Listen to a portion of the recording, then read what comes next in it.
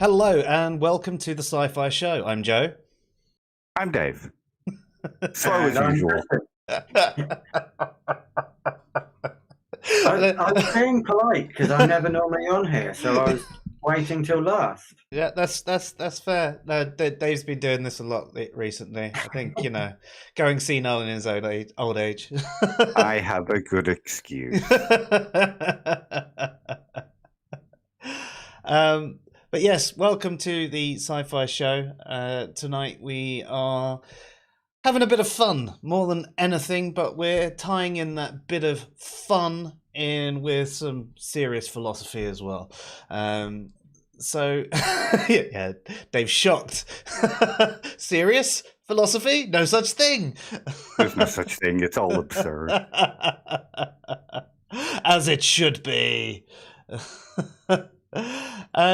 So yeah, if you haven't had a chance to see the intro or the title, but you're here anyway somehow, tonight we are going to be discussing vampires. Yeah, that's right, vampires. I mean, that might sound a bit weird to you, but the reason we're doing it is because we wanted to have a brief discussion about possibility and logic, metaphysically possible and actual possibility. And from there, we were going to tie it in with something that we really enjoy, and that's horror films. And we figured maybe we'll do a mini-series of the different characteristics of horror characters and whether they are indeed metaphysically possible. And if there's anything in them that stops us, from thinking they're even logically possible. Okay, so before we start that, I guess we have to really broach the subject of what we mean by these different types of possibility. So what I mentioned right at the very beginning was we were going to be covering off logical possibility, metaphysical possibility, and actual possibility. Hey, Bob! Here. Hello. Sorry. Hope she feels better. Ansfrida, nice to have you here. So, as I was saying, before we actually kick off the main segment, we need to cover off what is meant by logical possibility, metaphysical possibility, and actual possibility, so that we're all on the same page for the discussion. So we should probably start with what we mean by a logical possibility. Now, a logical possibility speaks to sort of the structure of the proposition, doesn't it, Dave? Yeah. When we're talking about this kind of thing, what we're talking about is modality. And what we mean by modality is the mode of way things can be true. So to get back to sort of more basics, you've heard the terms possibility and impossibility. And most of us are probably aware of contingent and necessity. Mm-hmm. So those are all... Have you? Okay.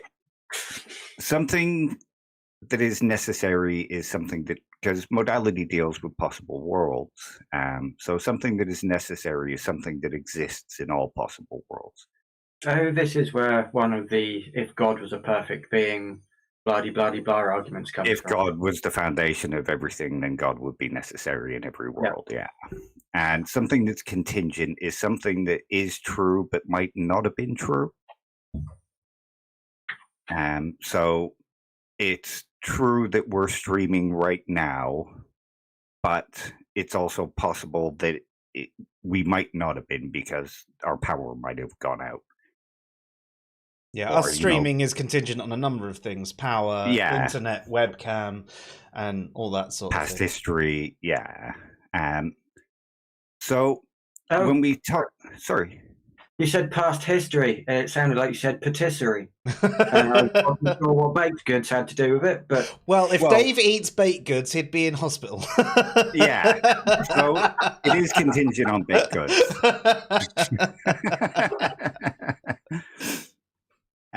So when we think about these kind of possibilities, And when we say something is like necessarily necessary or contingent, when we think about contingent, we think about possibilities, and we think about logical possibilities and metaphysical possibilities, and there's something called nomological possibilities, which are actual possibilities. So they're in line with what we know about the world and science and that kind of thing.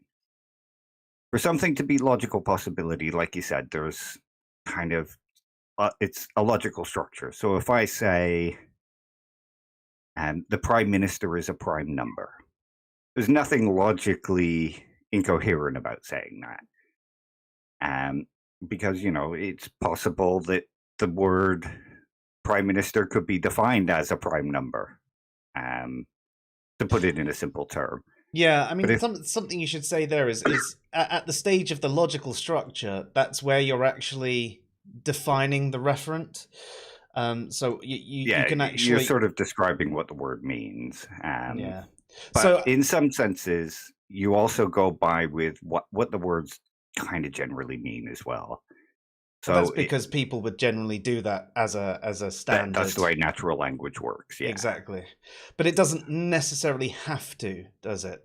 No. You could say a square is an object with 8 sides at that stage, and there's nothing logically inconsistent unless you're using the word square to mean an object with 4 sides. Exactly. You could, or 4 equal sides. I mean, you could say a square is an object with 8 sides, and then hold up this and say this is a square, and you'd be like, well, no. Yeah. That's not logically consistent with what you're saying. Yeah. So there's nothing in the structure of that sentence that is logically inconsistent. But if you were to say swans are birds that are all black and all white, there's a logical inconsistency there. You've got your contradiction. Yeah. That's it. So if P1 and P2 work together to form a conclusion, it doesn't matter if P1 is true as we would generally understand it. Yeah. Cool. And so a metaphysical possibility speaks to the way things are, like in some possible world. So if we go back to squares, it's impossible. It's not a metaphysical possibility that you can have a square circle, because they're 2 different objects. If one's a square, it can't be a circle. If one's a circle, it can't be a square. And to go back to the prime minister example, you could say that it's logically possible for the prime minister to be a prime number, but not metaphysically possible, because prime ministers just aren't the kinds of things that can be prime numbers. There's a problem in the relationship between the objects and how they're being described and that kind of stuff. And in the sense where if you were to say, without defining the square first, if you were to say a square is an object with 8 sides, that's not metaphysically possible, because generally a square is a geometric shape with 4 equal sides and 4 right angles. So with metaphysical possibilities, we are regarding what the words generally mean. Yeah, you're definitely filling in the referent there, unless it has been specified. And as Dave mentioned, generally people will fill in the referent at the logical stage as well, but it's not necessary. It's almost an error in reasoning, but it's the way we'd also do it. What should be done is clarifying at that stage if we're talking about it. Yeah. So that's where an inference fallacy would actually be true. How do you mean? Because you're inferring the meaning of something in the logical one. Yeah. Might not be the case. Which might not be the case, because it might just be being described in that logical sense. Yep. And so, of course, you have nomological possibilities as well, which are possibilities in the actual world. I should probably also mention things can be logically possible, but not metaphysically possible. Hence, the prime minister as a prime number is logically possible, but not metaphysically possible. But something can't be metaphysically possible and logically impossible. Yeah. Being that makes logically possible is the ground for everything. Like a pyramid type thing, or a reverse pyramid, I guess. Yeah. You need the logical possibility. If something is logically impossible, it entails it being metaphysically impossible. Yeah. So another way to describe it will be, this will help with the nomological possibility as well. It's metaphysically possible that pigs could fly, because the world could have been different in the sense that pigs could have evolved wings. There could be some possible world out there where pigs did evolve wings and can fly. But it's not nomologically possible, because in the actual world, pigs didn't evolve wings and could fly. We could stick jetpacks on them, and that would make it true in this world. Yeah, yeah. But I know what you were actually meaning there. Yeah, that's it. So to be metaphysically possible is basically to say that it's logically possible, and that there is some world where it makes sense in which we can say that these beings exist, given all the possible states of that possible world. So if we tie this back in to things, for example, like gods or the supernatural, you can follow that same sort of path. Now, I'm sure there are specific God claims that you might hear that do have these logical contradictions. But if you were to just say something like, God is a metaphysical being that created our universe as we know it, there's nothing logically impossible about that. So you could argue... Exactly. So from that angle, like, depending on the God concept, so if you were to sort of draw a line in the sand about all gods, okay, yeah, some of them may well be logically impossible, some of them may be metaphysically impossible, but there is a metaphysical possibility that something like a god exists. Now, or something like the supernatural exists.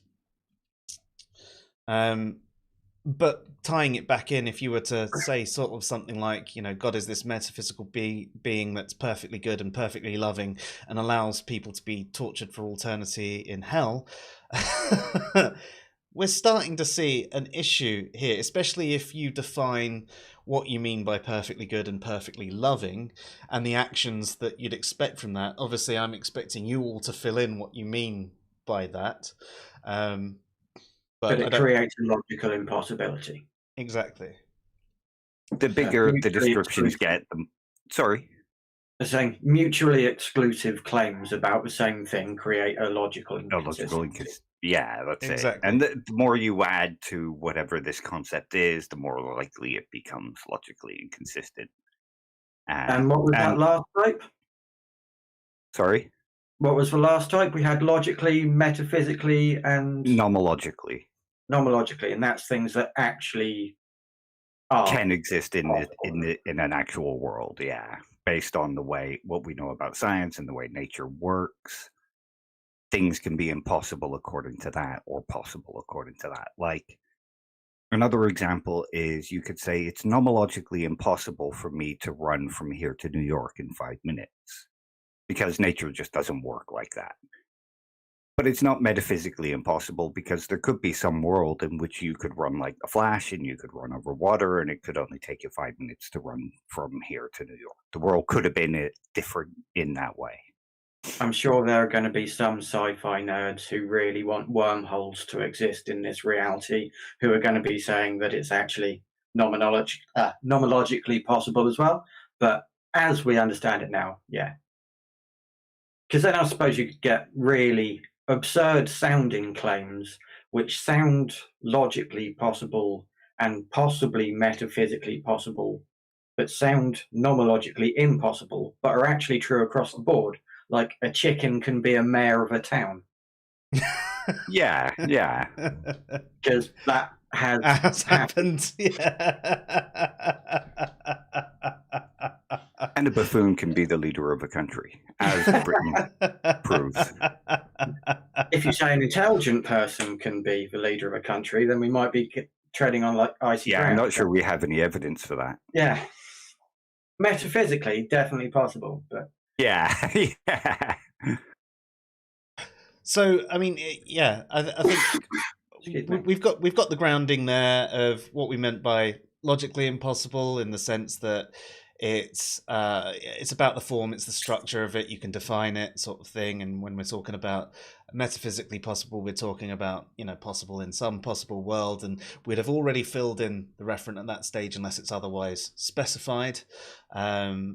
So we could say that, under certain parameters, gods and the supernatural can be metaphysically possible. It depends on the claim, and actual possibility is something in this world. And when you actually think about an actual possibility, something you could think about here is that there's different types of actual possibility as well, or nomological. If we were thinking about, say you live in a group house, right, and you ordered a bunch of pizzas and there was one left over. In fact, if it was your house, you wouldn't be interested in this, Kristen, I know. But there's one in the fridge. You happen to be hungry, and you think it's possible that no one else has eaten those slices of pizza. That's an actual possibility. That's informed by a lack of knowledge. However, there are other types as well. So if you think about something like Michelangelo's flying machines and things like that, all of his designs, his blueprints and all of that, they were logically possible, they were metaphysically impossible, but the only thing that was actually stopping him was the technology of the time. So it was technologically impossible, but it was a future possibility once the technology was there. So did Michelangelo do those as well? The flying machine. Da Vinci. I am thinking Da Vinci. Yes, sorry. I'm not thinking about sorry. Da Vinci's flying machine. It's metaphysically possible that Da Vinci painted the Sistine Chapel. I would have understood the confusion if you were getting them mixed up with the turtles, and then you said Donatello, because Donatello does machines, as we all know from the song. Yeah, I wish I had made that mistake, but no. I think it was the pizza comment. I was talking about pizza, and then I leaned into Michelangelo. Still a Turtles reference. And Ansfrida has asked about a blog post. If they hope that we've done a blog post about this, so that they can read about the different definitions and context of logical and possible. You mentioned technologically impossible. Yeah. One way to think of it is possible here just means the same thing as when we say something like psychologically possible and psychologically impossible. It could be psychologically impossible for you to eat a worm. But if your life had been slightly different, it might be psychologically possible for you to eat a worm. Yeah. And that's basically all that's being talked about, is something like that. So when we talk about nomological possibility, does that take into account, so technologically speaking, is it nomologically possible for a supercomputer to exist? Or say, would it be nomologically sound for somebody to say that in 1530? Because at the time, the technology didn't exist, but it is a thing that now exists in the real world. So would that be a metaphysical possibility? At the time, it would probably be a metaphysical possibility, because it wasn't possible at that time, but it's possible. So nomological also takes into account the frame of context and reference. Yeah. Cool. Yeah. See, I'm learning shit today. And actually, Ansfrida, I mean, I did actually write some notes on this, so I can put this in. We do have a few posts about logic. There's one called "What Does It Mean to Be Logical?" and there's "Reason and the Reasoning Process," and they speak about classical logic a little bit. Dave's also working on a video that goes into detail about this a little bit more. And the notes that I've taken for this, I can put into something a little bit more professional than what I've done. If that's helpful to you, I mean, I can just send it to you as it is with all the spelling errors on Twitter or something like that if you really want. But failing that, anyway. has everybody got it down what we mean by logical possibility, metaphysical possibility, nomological possibility, and maybe we could throw something in there like future possibility as well, just for fun. I think I get it enough to follow the conversation and be chided for being an idiot every now and again when I jump in. Awesome. Welcome to me at my philosophy tutorials. But I mean, that is my normal role when I come on the streams anyway, so we're up to speed for everything. Awesome.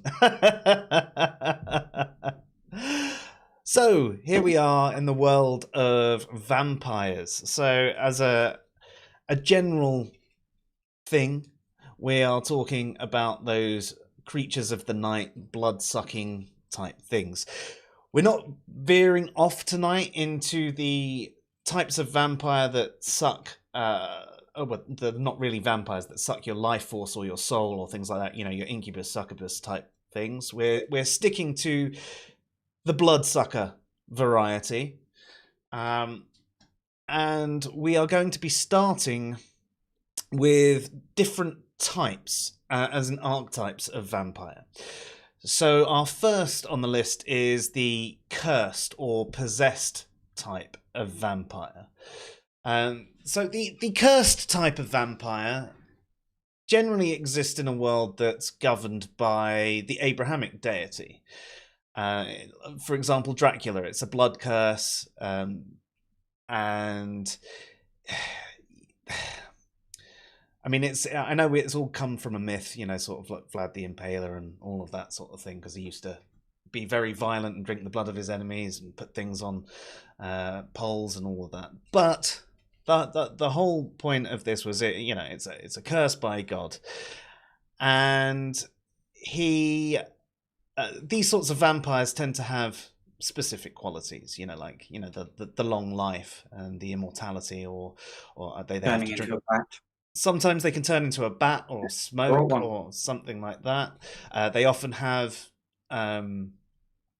telepathic powers and things like that, or can even take over your mind, or hypnotic powers. They can control certain creatures of the night themselves. They tend to look human. Generally, they're pale, though. They have fangs that come out when they're drinking blood. Religious symbols harm them because it's obviously a curse by God. Sunlight can disintegrate them, or they're a creature of the night, and a stake through the heart can kill them. And this is sort of tied into other ones that live in the world where the Abrahamic deity exists as well. For example, Buffy the Vampire Slayer. The vampires in that, very similar, except when they go into vamp mode, they get the old big ugly forehead on and different color eyes. But they're not exactly a curse by God. It's actually the original vampire was a type of demon, and over time it sired others. Oh, I didn't mention the way they sire is by making others drink their blood. So when they sire another human, they drain them to the point where they're almost dead, and then get them to drink their blood. This type also splits off a little bit into two other types, which would be the supernatural vampire. Yep. The original vampire was created by, I think, God's sister? Or It was Eve, and Eve created the alphas. Yeah, that was it. And also my particular favourite type from my teens and early 20s are the Anne Rice's Vampire Chronicles, if you know Interview with the Vampire and Queen of the Damned films. Yep. So they come from their mythologies in ancient Egypt. Some witches and queens got possessed by an evil spirit who used to try and take blood from people as a spirit form, but wasn't very good at it and managed to possess people, and that's where the blood drinking comes from. Yeah, interesting, isn't it? There's quite a few different takes on it. And then what I didn't mention about the Buffy ones, there, so it's a demon possession. So when they die, a demon jumps up into their head, and they don't have a soul because demons don't have a soul, but it's got all their memories. With the Anne Rice ones, it's obviously a sort of curse by this, but again, they're still their same self within the Anne Rice vampires. I mean, you saw it with an Interview with the Vampire. Brad Pitt's character still has his morality intact. Louis, that was it. Yes, like almost completely intact. Yeah, and their general character traits do tend to stay the same, although some of them are driven mad by it. But of course, that's the kind of thing that would happen to people if suddenly your eternal existence depended on killing other people. Yes. I imagine there would be something slightly wrong with you if that didn't drive you mad after some time. So, in this world, we are assuming that we've already got our grounding there, that a god, the Abrahamic god, exists, and potentially some other gods / demons and the like also exist within this world, or these worlds, shall we say. Yeah, because even with the Anne Rice one, that exists in a universe with the Abrahamic god. He is featured in one of the books, right, as a character. Yeah, called Dave.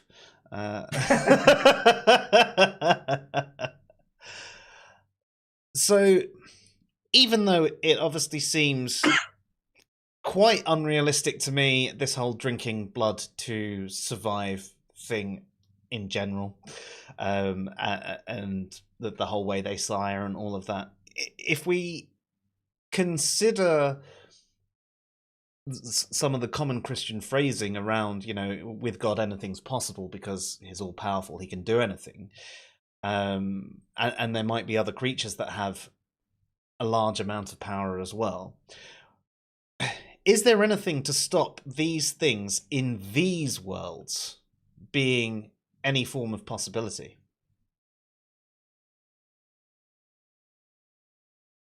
Are they alive? Or are they dead? They're undead. I think, yeah, undeath kind of gets into a grey area there, doesn't it? Yeah. Yeah. I mean, if you were to describe them as the living dead, that would be kind of like a logical impossibility because something can't be both living and be dead.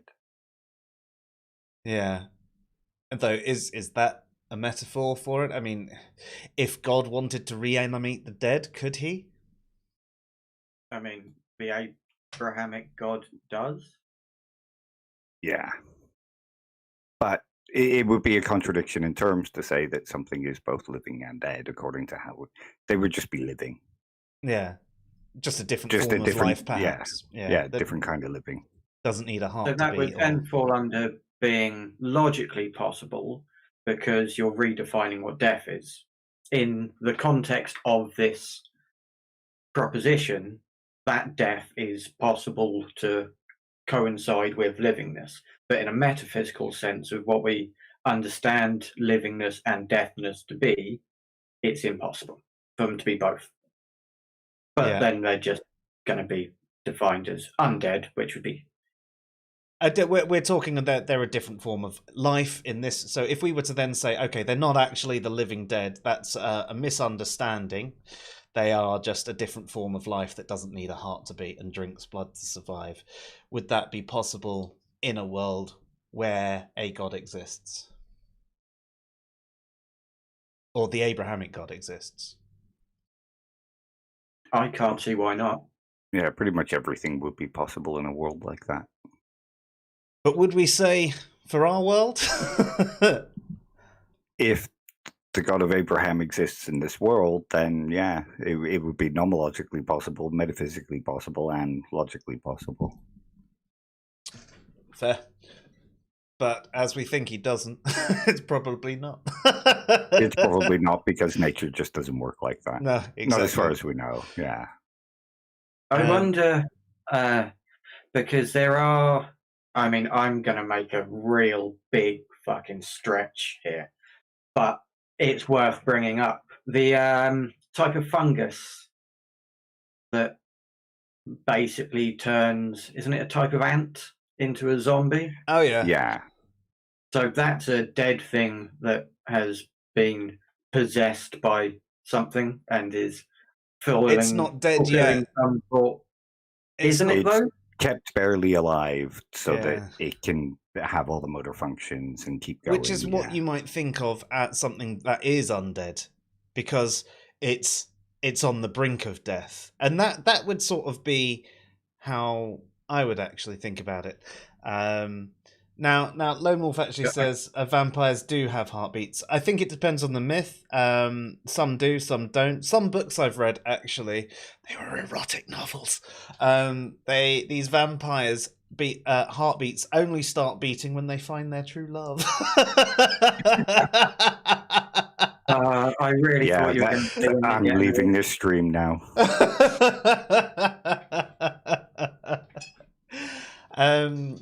Yes, I get what you're saying. It can't circulate blood otherwise, but again, if it's just a miraculous thing from God, it doesn't really matter, and it could be their digestive system. They might not actually need the blood. That blood may be transferred into something else. I don't know about the underlying things in each of the hoods of the actual vampires.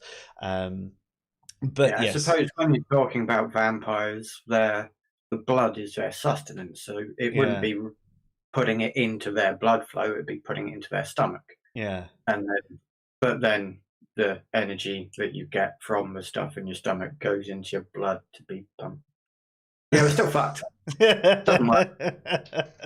Unless it's fulfilling a curse, which I suppose is something we're talking about here. If it's not actually functioning as a physiological need for fuel, if it's fulfilling a need to fulfill a curse, then it doesn't matter whether they've got a heartbeat or a working digestive system or anything else, does it? This is true. And Kimmo actually says, deprived of blood, can they die?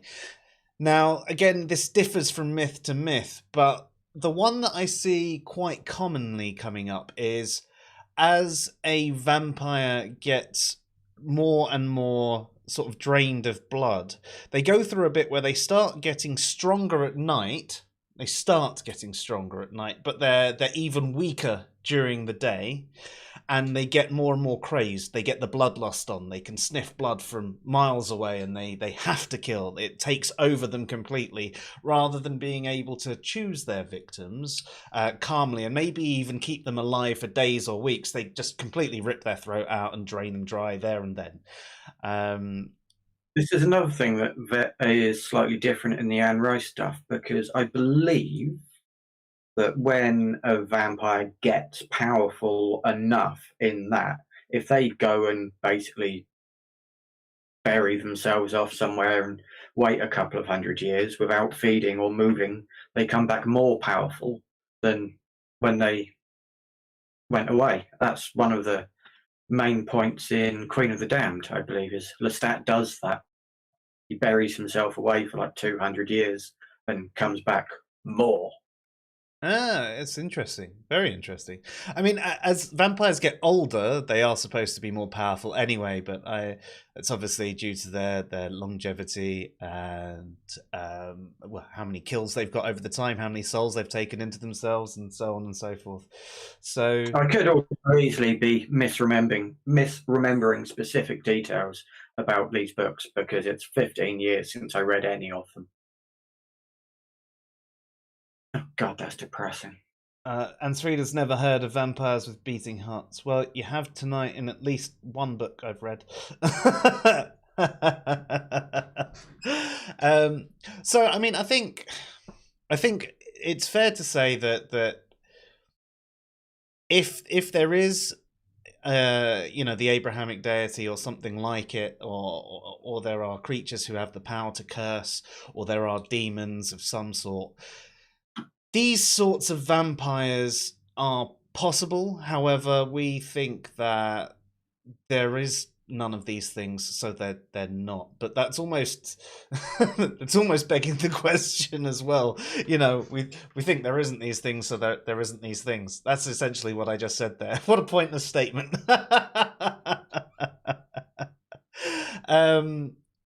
So the next ones tonight we have is the virus kind. Now, the virus kind I find quite interesting. It's a breakaway from the normal sort of religious kind of vampire. I mean, generally growing up, it was always this cursed type, blood curse, or this possession. And when I first started seeing this virus kind come out, it was like, oh, this is new, this is interesting. I think the first one I saw was Blade, but another couple that you have to say about is Ultraviolet and what was the other one? Underworld. And Underworld will be referenced in future streams on this as well. So there are and some. The Purge? Sorry? Is it? No, not the Purge. What am I thinking of? The Strain. That's right. Sort of. I'll come to them in the last kind. Well, no, the one before last. They're the parasite kind. Well, it's a parasite that causes a virus. So I'll keep them separate for now. There was also Daybreakers, but I can't remember the movie or anything about it other than it had to do with the virus. So I can't address those ones tonight. Yeah, it was a virus. Yeah. And they from what I remember, they started doing the whole fake blood type thing and trying to figure out ways of that you had. Was it Harvey Keitel? No, Green Goblin guy. Yes, Willem Dafoe. Willem Dafoe, that's it. He figures out a way of actually bleaching the blood or something like that in order to cure it. Yeah, they did a TV series off of it as well, didn't they? I didn't know that.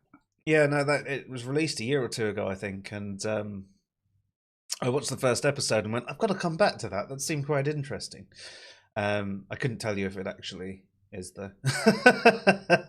So there's obviously some serious differences between all of these different virus types, though. So if we move to Ultraviolet first, because I think it's more significantly different than the others. Within Ultraviolet, they were. This is the movie with Mila Jovovich, not the TV series that I have yet to see. Within Ultraviolet, there were these. It was basically an ancient virus that they found that they could modify to create super soldiers, but it had unfortunate side effects, and it created these hemophages. So they ended up actually having a shortened lifespan and a highly infectious virus that, even just a little bit of blood getting on someone could infect them. They needed blood transfusions to survive, and they started growing fangs in time, especially the more sort of wounded they get and the more they needed blood. They are quite a bit different from the others, whereas with something like Blade or Underworld, I don't think there's any explanation in the Blade movies where the virus came from, although the Dracula character does appear. Yeah. I was going to say, in Blade Trinity, we have Dracula turn up, and he is credited as being the original, so presumably he was either the first person to be infected, or he somehow mutated the virus within his own, or maybe he was some other creature that passed it on as a virus. Yeah, I'm sure it's explained in the comics, but in the world of Blade, there is some form of magic, isn't there? So it could be that it's a combination of. Like it could be a magical curse sort of thing, magical virus, should I say? Yeah, because I find Blade particularly interesting because of Blade 2, where we have the Reavers. Yes, because they've modified the virus. And they get the big blah. Yeah, and that was one of the most interesting things about it. So obviously, this virus sends people through a number of changes. So within Blade, they're a bit more like the typical vampire in the sense that they've got this immortal life. They drink blood to survive. The Sunlight virus. sensitivity. Sorry. Sunlight sensitivity Yes. as well. But the religious symbols isn't an issue because it's not a religious thing. But silver is harmful. Stake through the heart is harmful. They look human like the others. The fangs come out when they're drinking blood. The virus is more easily passed on. So just a bite. So not only just passed on by blood, it's it passed on by a bite. That can affect the host. So you'd assume that it's present in the saliva, or something that's on the fangs. Yeah. If we go to Blade 2 with the Reavers, they dissect one of them and they find like basically venom sacs underneath the fangs.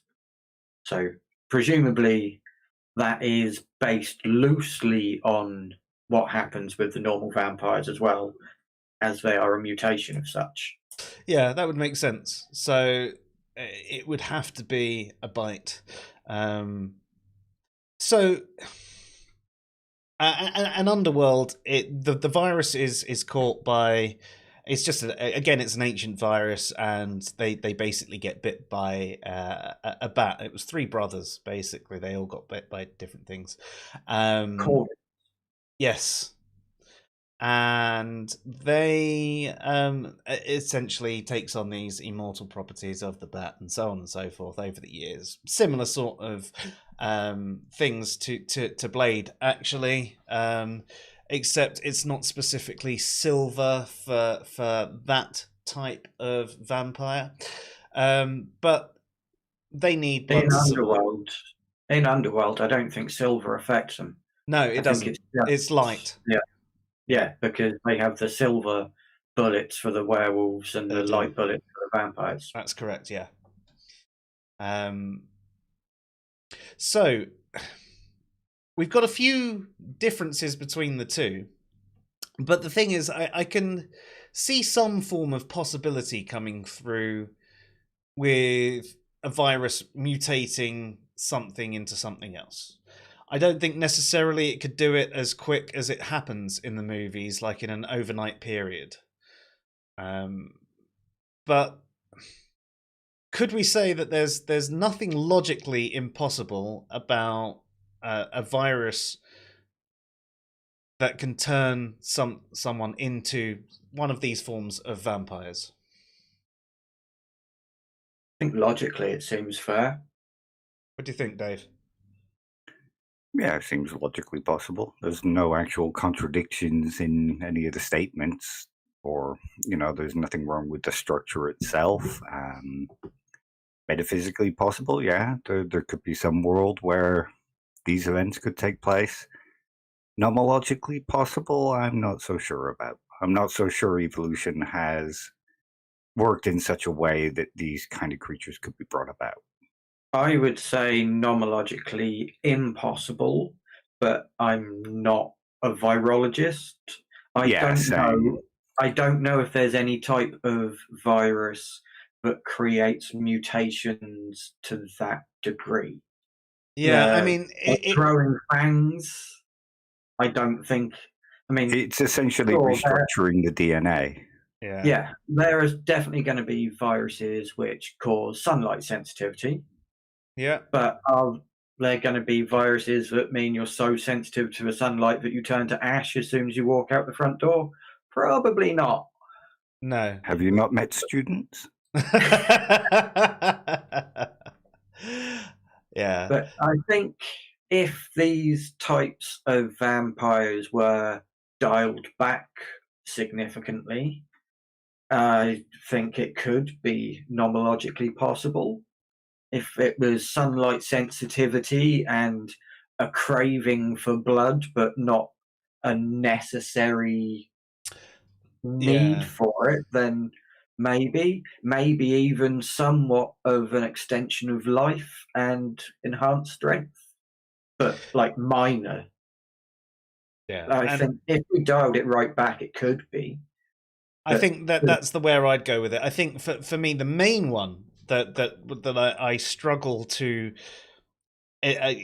get my head around with from an actual possibility is the drinking the blood to survive, and why a virus would need that. I mean, perhaps there's something that the virus uses in the red blood cells to,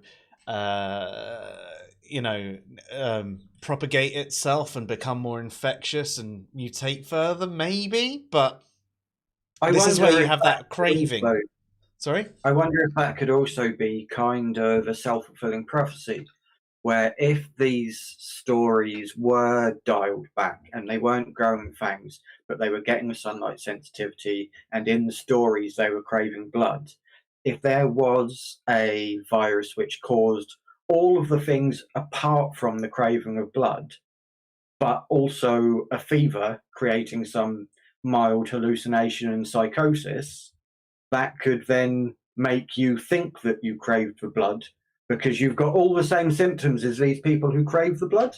Yeah. Lone Wolf actually made a point there saying that there are actually illnesses that can make gums recede and cause victims to pee blood, making it look like they drink blood, which is actually where some of the myths come from. But yeah, so the gums could recede a little bit, giving the effect of having fangs. So again, this is going back into what you're saying. If everything was dialed back, you can understand how this could potentially be problematic. Silver wouldn't necessarily be harmful any more than it is to anyone else. Is there such a thing as a silver allergy? Yes. Yeah, so maybe it causes rash and burning of the skin. Yeah, so there could be a silver allergy involved. A stake through the heart can kill. Well, who wouldn't that kill? That's only because you don't have a heart.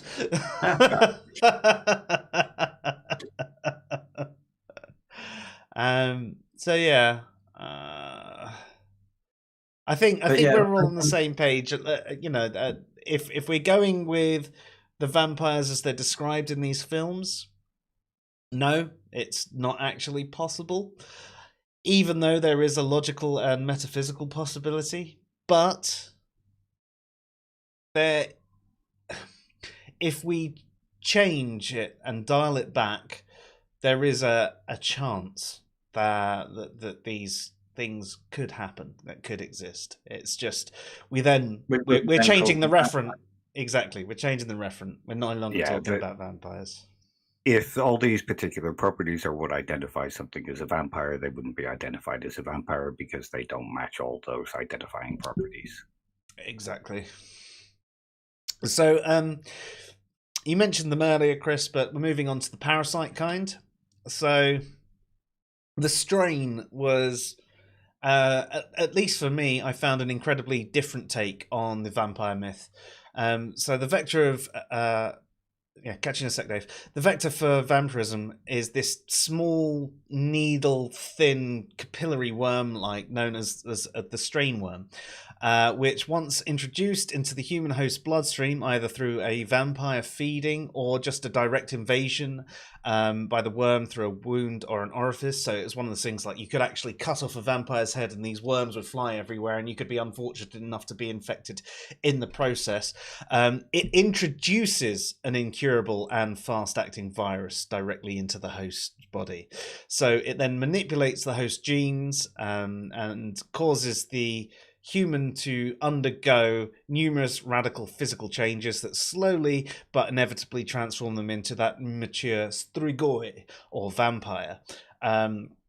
So those massive physical changes, they turn them into like quite a beast kind of vampire. And because they don't actually procreate, it's other than through these worms, eventually their genitalia atrophy and they become bare around there. So they don't actually have any need for them.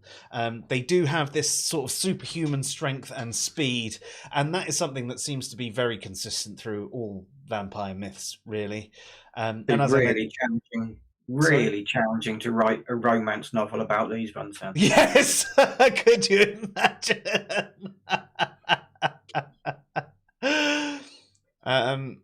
And yeah, as I said, they reproduce through that parasitic worm. So I think it sort of ties in to what we've said about the previous one. It's no real different in that regard, is it? Like Yeah, I mean, other than their characteristics, yeah, and I mean, the difference between a virus and a parasite when we're talking about this kind of thing is kind of redundant, isn't it? I think so, especially when it's a parasite that causes a virus that then replicates the parasite, and it's just the whole it's its whole circle. And rather than it being a venom from the sacs like in Blade, it's a parasite that then causes it. And in some respects, the fact that the physical characteristics are so radically different almost has something for me that's a little bit more believable, because I struggle looking at something that looks mostly human and have it. Thanks. Love you too. But something that looks mostly human, and then go, oh yeah, you need to drink blood, but it gets transformed into something that's so incredibly different that it has this leech-like tongue that sucks, similar to like the ones in Blade where it has the mouth that opens. Blade 2, that is. So I suppose it links more closely to what I was saying about with the ant and the fungus as well. Yes, yeah, most definitely. And they'll be brought up in if we address zombies in the future. I think that might be a different, and we'll probably address different types of zombie, especially if we go to zombies that aren't typically zombie, like the rage zombies, which aren't the normal slow zombie. But let's not go there right now. There are also so in that one, it's basically the same answer. It's metaphysically possible, but not actually possible as far as we know. Unless we got it right back again. Yeah. At which point it becomes... We're not talking about the same thing. Yeah. No, I agree. There are also vampires in different myths that... So some are their own race. It's basically just like Neanderthals and humans, if you will, as in modern Homo sapiens. It's sort of like an evolutionary split. At some point, they evolved these human-like qualities, but still had separate things. Again, it's hard to put your fingers on the specific things. They tend to be more strong, need the blood, and so on and so forth. But would we say that not a virus, but a creature that evolved over millions of years to have these qualities of vampirism to be logically possible, metaphysically possible, actually possible? Yeah.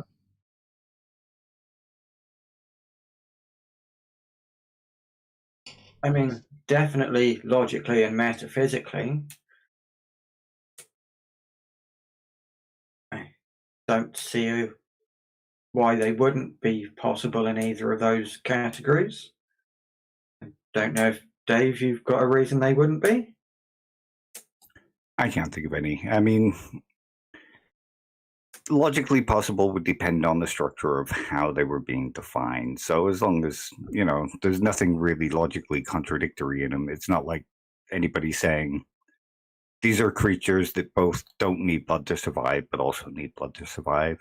And I think metaphysically, yeah, of course they would be possible, because you can think of some possible world where these events can take place. I mean, we have existing animals that rely on drinking blood to survive. Leeches. We have existing animals, or vampire bats would be the obvious fucking choice, Joe.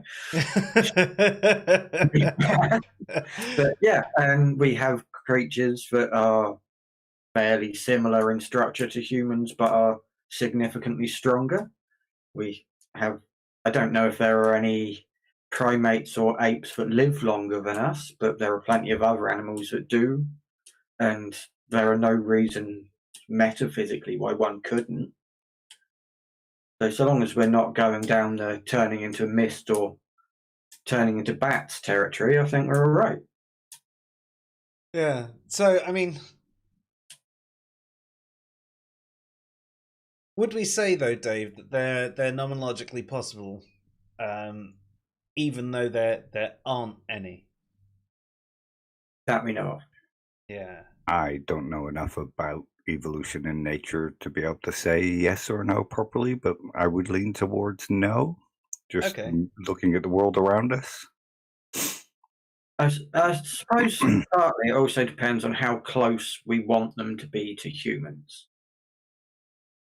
Because if we want this to be somebody that if they walked into a bar in a nice set of clothes, you wouldn't think twice about it, then I would say probably not. But if we wanted to say that they were humanoid, perhaps, but not human. Yeah, but like if you looked at it, you'd think, holy fuck, that's a chimp. Maybe. I don't fucking know. I'm not a chimp, if that helps. Is Yeti nomenologically possible? I don't see why not, because there's no special claims about them. They're just claimed to be a particular branch of evolution. A giant snowy ape, aren't they, basically? Yeah, basically. So I don't see why not. So I would say, so long as we're not using could be mistaken with a human as a classifying feature, then evolutionary vampire would be nomenologically possible. But if we do include that, then probably not. Yeah. No, that's fair. I mean, if you consider how close our DNA is to something like chimps, and physically we actually look quite different, at least when we're alive.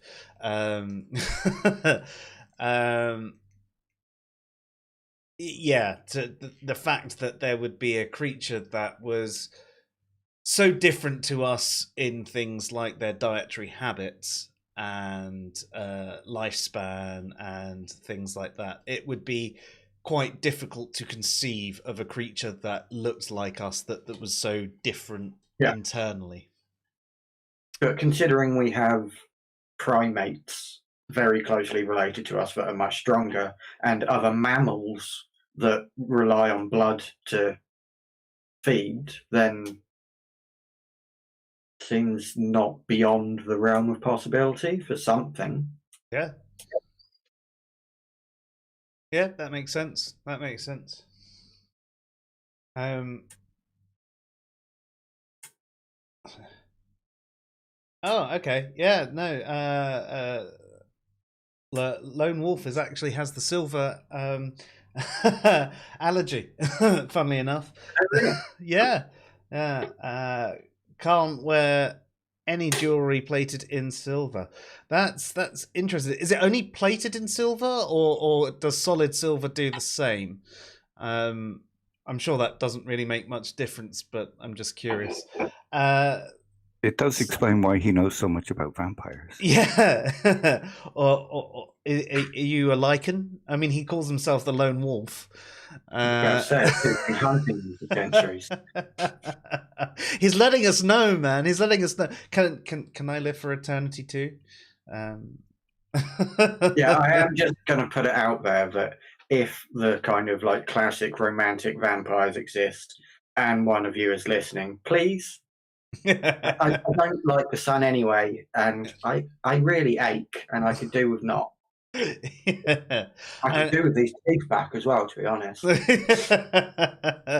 and I don't really want to get much older than I am now. I'm already going grey and losing my hair, and so I'll sign up.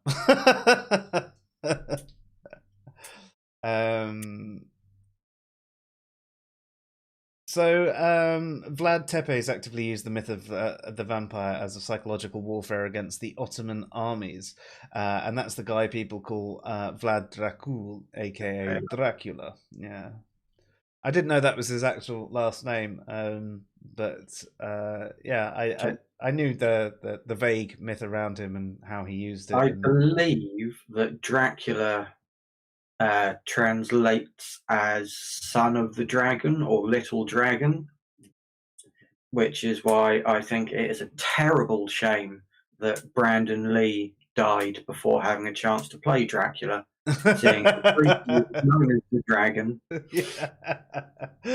Yeah, definitely. I wonder if it is also worth us touching on some of the other vampire mythologies as well. Yeah, you can cover them off. They're the main ones that I wanted to. They're to the cover typical off. ones that we would get in European media culture. Yes, they're the ones that everyone would know. They're not the ones that are the heads that fly around on their own. That's what I was actually about to come to. Okay. I don't know how it's pronounced, Layak or Lyak, which is traditional vampire myth from Bali, and that is a flying head with organs hanging from separates out at night, and the spine comes out, and it's kind of brilliant. Yeah, and that's from Bali. So I suppose, I mean, I don't know if we want to go into any of these in much detail, or if we want to just do an overview and then cover off the possibilities. Well, again, they're a cursed kind as well, aren't they? Those ones from. I'm not sure. Okay. I have a brief list of. I've heard of most of them, but it doesn't go into much detail. I mean, so logically, I'd say that those are possible because there's nothing inconsistent or contradictory in it. Metaphysically, is it possible that there is a world where a cursed detached head can fly around on its own? If curses exist in a world, I see. The thing that I struggle with this is the fact that it's the head reattaching to the body, and I think that's the bit that I find inconceivable. It's the bit that I'm trying to get my head around. I suppose, again, if it comes back to a curse and a magic, and we're in a world where we start with the presupposition that there are these things, then what's to stop it being possible? If we're talking about a world where it's not a curse or anything like that, perhaps I could, at a stretch, imagine the head flying away from the body. But reattaching is out, yeah. And at that point, it's basically like a Roomba going back to its charging dock. That goes around sucking things up as well. Analogy. So, nomologically, these things exist.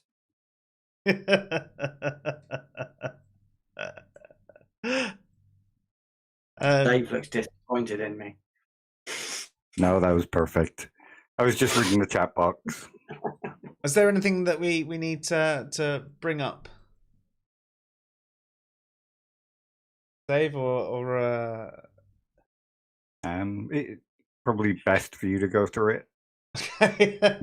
To be honest, I'll have a quick skim through whilst Kristen is carrying on reading out the other ones. Okay, so next one that we've got is Mesopotamian myth.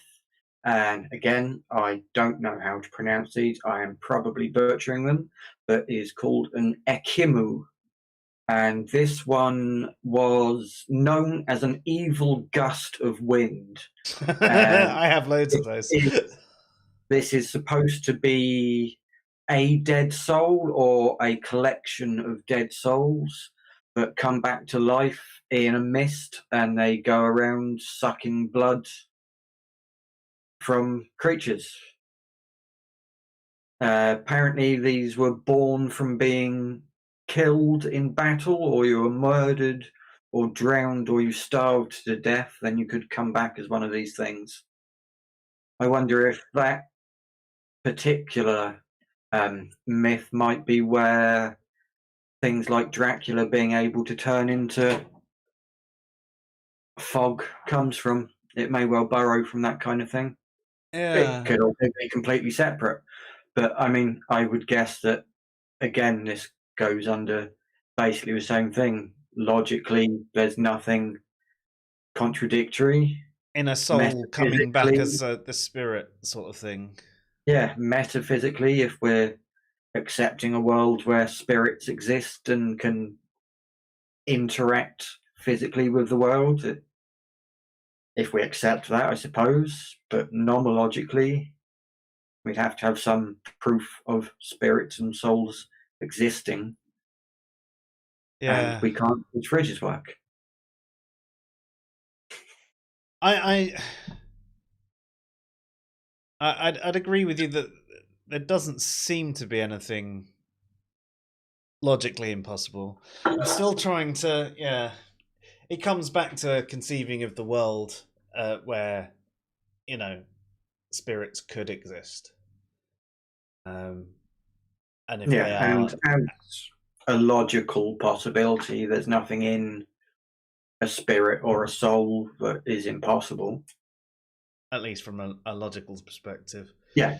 I mean, again, I'd agree with you. Definitely not actually possible. But yeah, what are your thoughts, Dave? The missed one. Yeah. I suppose it's metaphysically possible. Seems unlikely because a mist isn't quite something that you would normally ascribe thoughts and feelings and intentionality and motivations to, but I suppose we're not talking specifically about mist. So this is something I needed to ask about the definition. So you said they drink blood, did you? Sorry, what? They're a mist that drinks blood. Yes. How? I think that's what it said. I presume that it being evaporates a soul or spirit has some way of pulling it through the skin. So as opposed to like bite marks, it would pull it directly through. But and then evaporates it and makes it join into the mist. That would, yeah.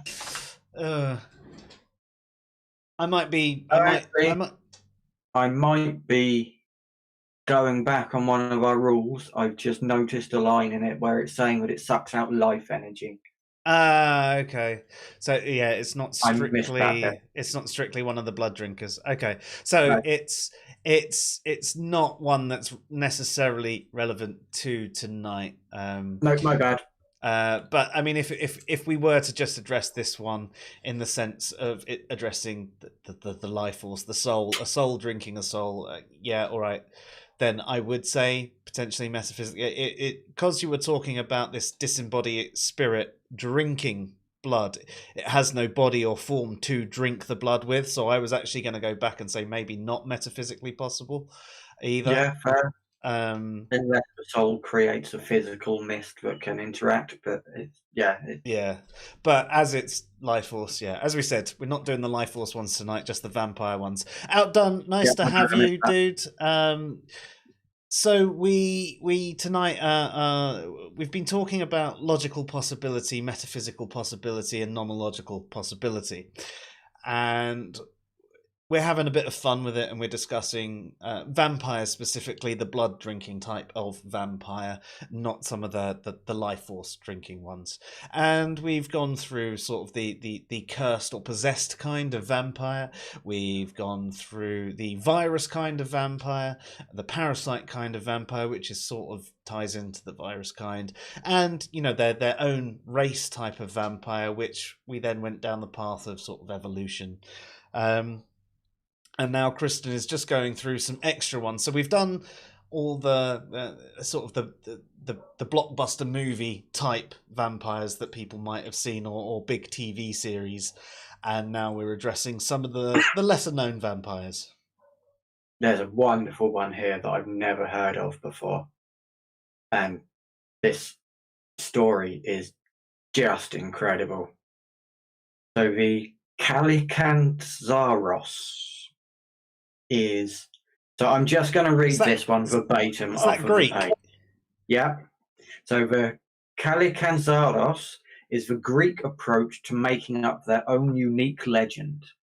They are supposedly created by being born during the day of Christmas and the 12th night. Says this was a very interesting concept and was a major part of the Greek occult culture in the past. It's for this reason that so many people see the Calicantzaros as a fine example of the more outlandish vampires we get in culture. Those born during this time were apparently fated to become horrific creatures with talon-like fingers who would prey on their opponents. While it might just be another myth, it's one that many Greeks took very seriously back in the day, going as far as to hold their kids' feet over a fire to singe their talons. Brilliant. Now, you know as much about it as I do, but yeah, if you're born on Christmas, you're a vampire. Fuck you, you ain't getting presents.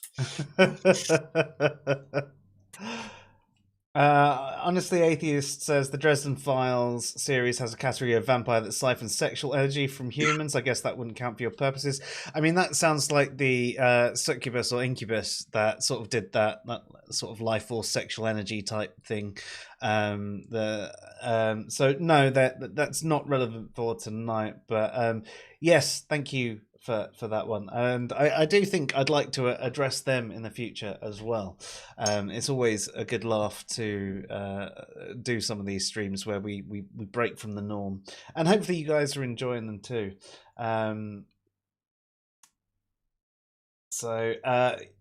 Yeah, sorry, I'm just catching up with the chat. I like this one from Kimmo.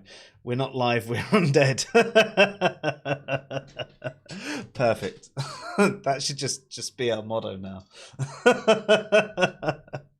Answers in reason. We're not live, we're undead.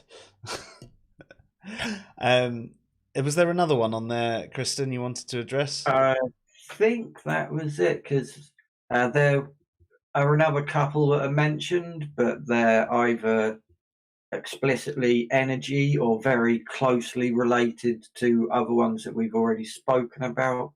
They make a point of the vampires from the Legacy of Kain games, but also make a point of not saying why they're special, because it will spoil the games and you should go and play them.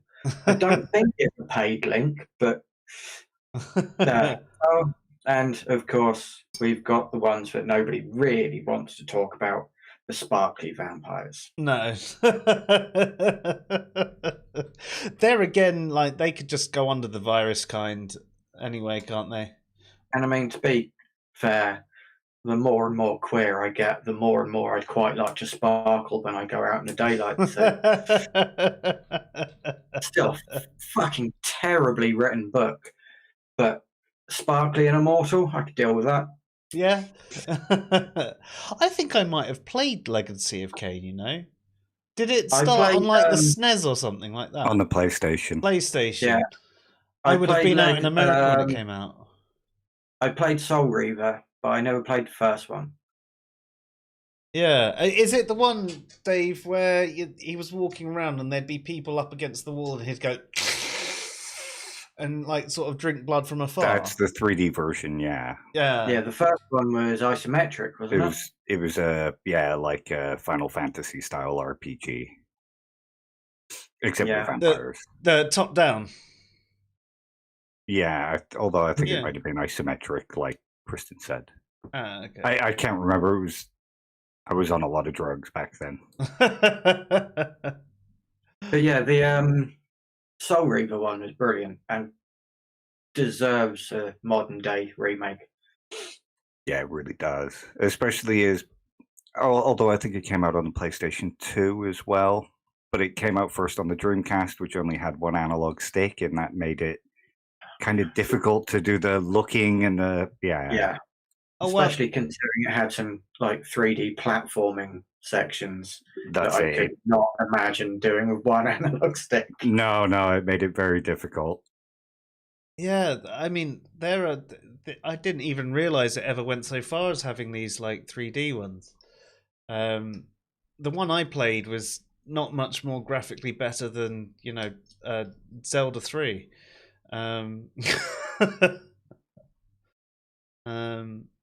Like slightly better, but I'm just going down and having a look at some of the screenshots, and there's quite a few awesome ones. Wasn't he sort of like good? Sort of. But Kain wasn't, but whoever it was you played in Soul Reaver was. Yeah, I can't remember. He went against now. I think he went against like the big old council of vampires, and he had his wings stripped from him. And yeah, it was actually kind of an interesting story. Like, it had an actual proper fleshed out story and everything. Yeah, it might be something that, you know, in 10, 20 years, about 20 years, when I finally get the kids out the home, I sit down and have a go at, if I'm still alive. Can I bring up something slightly different for us to do around the same structure? Yeah.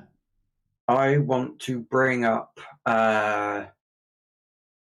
Damphirs, or half-blood vampires, half vampire, half human.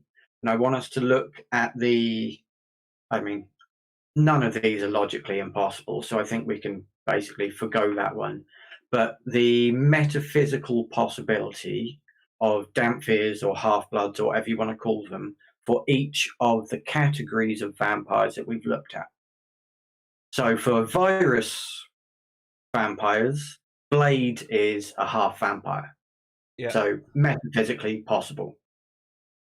But what about with like the traditional Dracula, it's a curse? Could they make a half vampire? And if so, how would that happen? Again, would it be a case of, you know, they turn a pregnant woman? Maybe. I mean, how do you inherit a curse? Is a curse stored in the DNA? If it's a blood curse, I mean, could you stop your child from becoming a half vampire by having a sex with a vampire, but having a crucifix tattooed on your vulva? So this is interesting. I think in a lot of vampire myths, their sexual organs don't work. Ruined your book series again. Not in my book series. They definitely work. In fact, in some of them, they need their hearts to start beating. And then it starts working. That's why they're all so grumpy before that happens, and why they go on rampages killing people. Yeah. But yeah.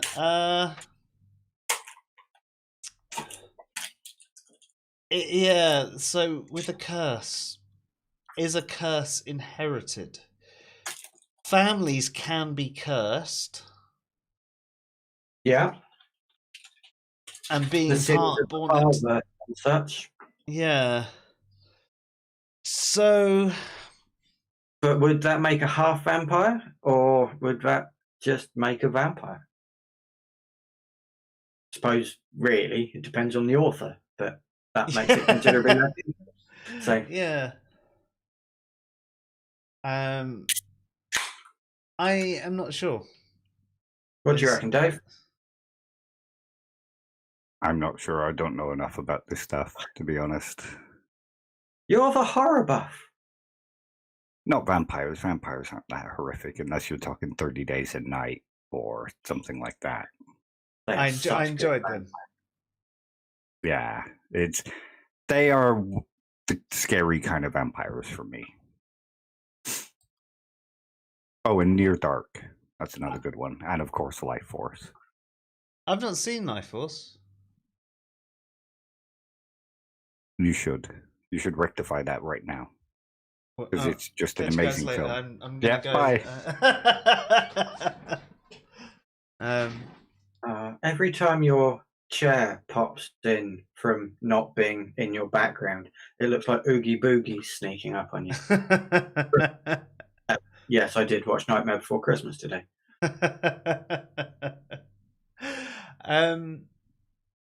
Yeah. Okay.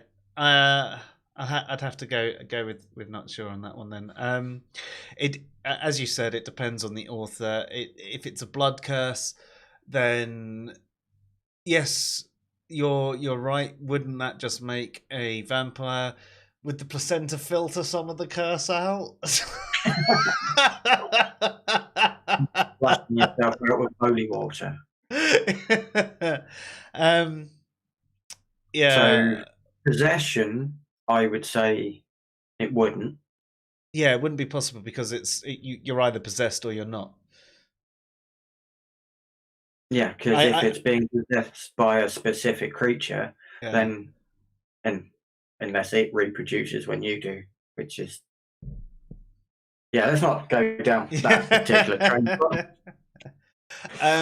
If you're if the cursed vampire has the ability to reproduce, so if the sex organs do work and they're still able to do that, but let's say vampire and vampire can't reproduce, but vampire and human could reproduce, then you could get a half breed that way.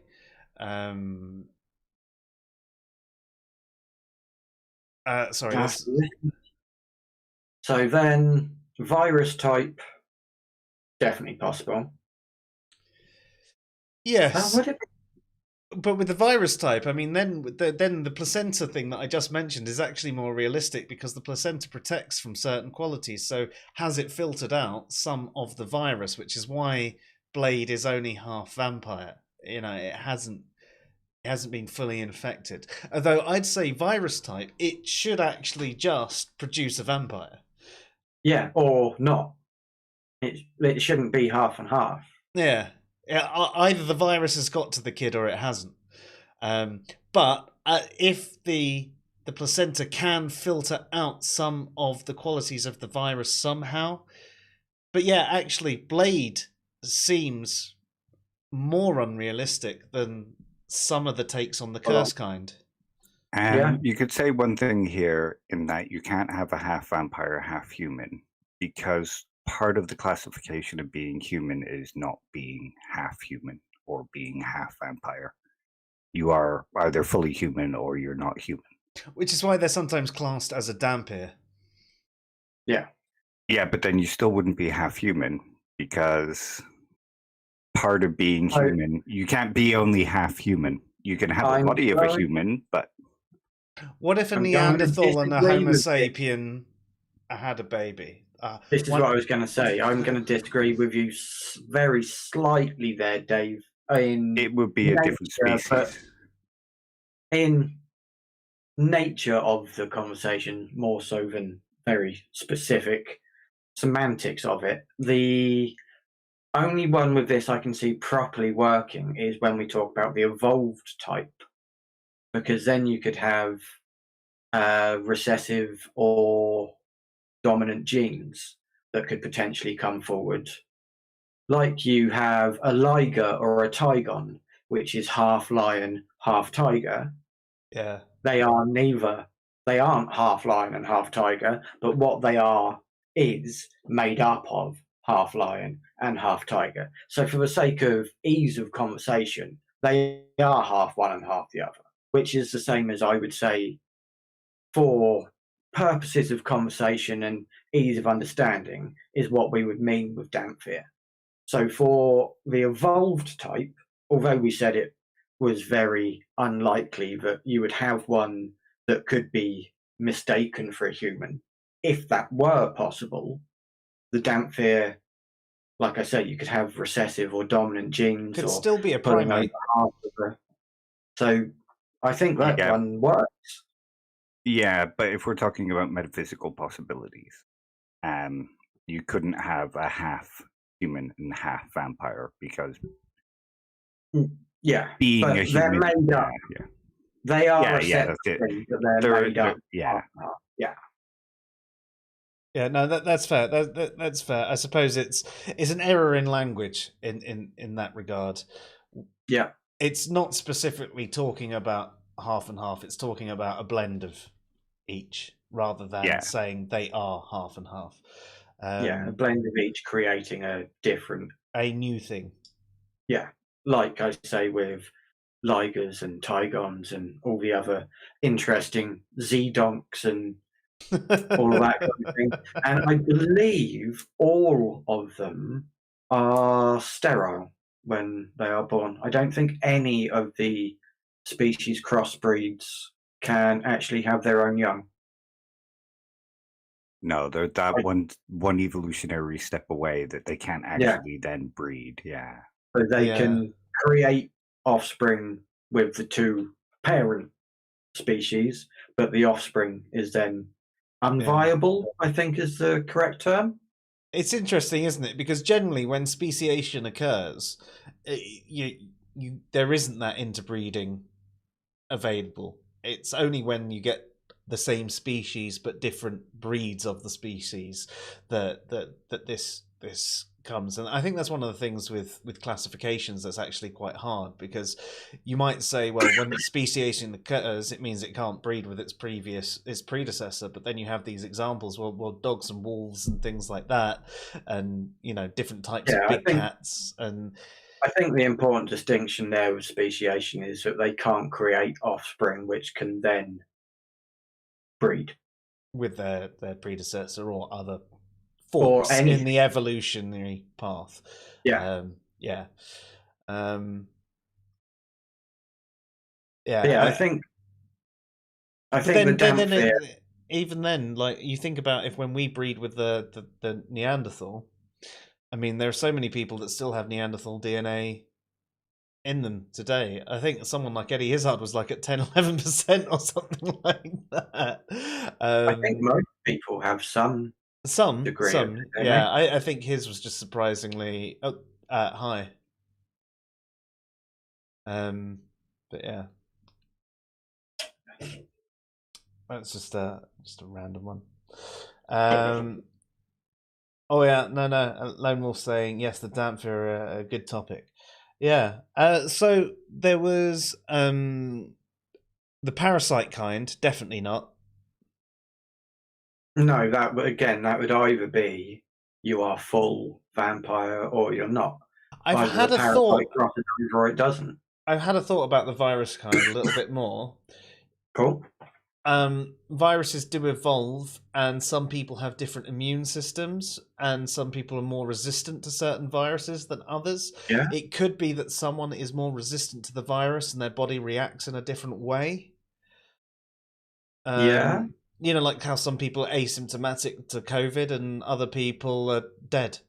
And there's all the spectrum in between as well, obviously. So maybe there are even people who get the vampire virus and are not affected by it at all. asymptomatic vampires. Yeah, yeah. They could be a carrier. They're a carrier of it. If they ever bite someone else, they become vampires, but they're not vampires themselves. How gutting would that be?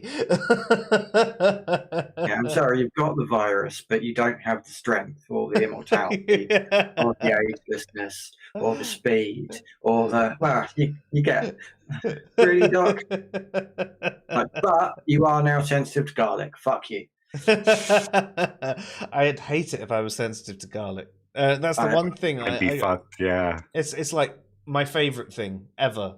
You know, it's not a flavour that I particularly enjoy, but it brings out other flavours really well. So it is in 90% of the stuff that I make.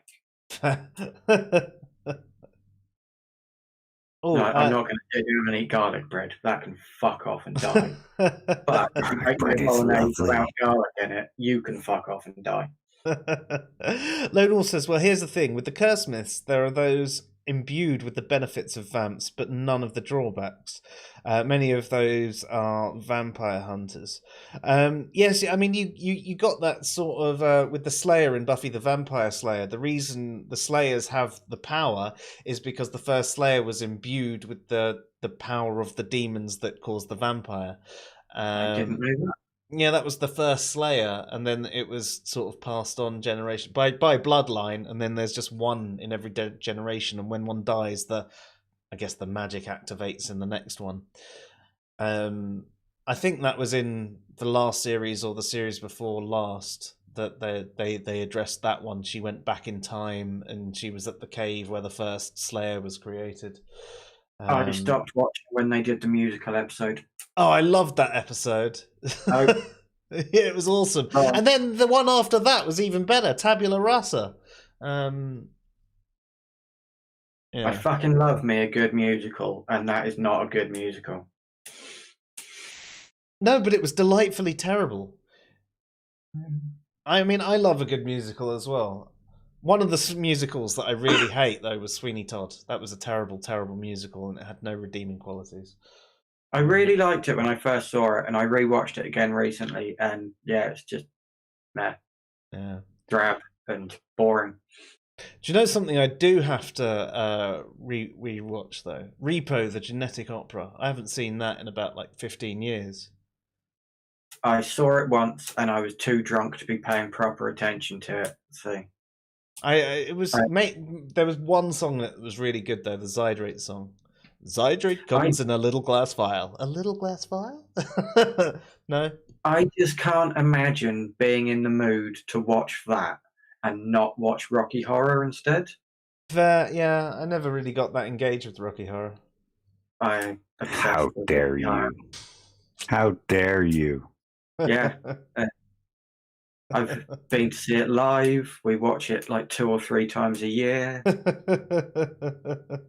And here's something that's going to piss off a lot of Rocky Horror fans. And if we have any in the chat, be prepared for me to get some hate. The remake's actually quite good.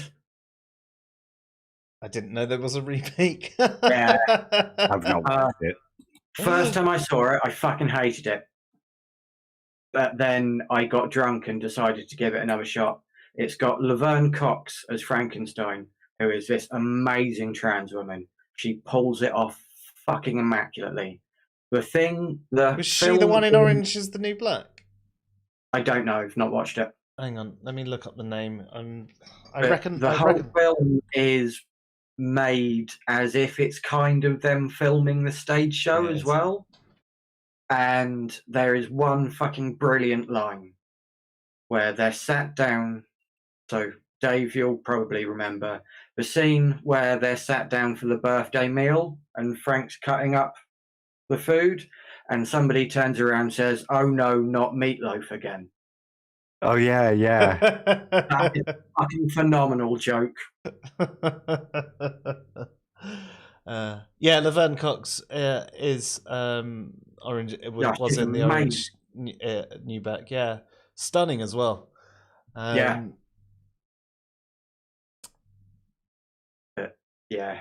Everybody hates it, and I quite liked it. But whatever you do, don't watch a film called Shock Treatment, which is the I watched it spiritual a few weeks sequel. back. Oh, did you? Yeah, Why? yeah. Why would you do that to Because yourself? I'd never seen it. Yeah, that's And, the only you know, good reason. yeah. What was that? Sorry.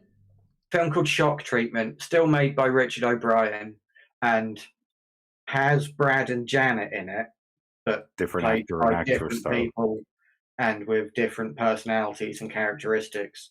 So, and yeah, just no.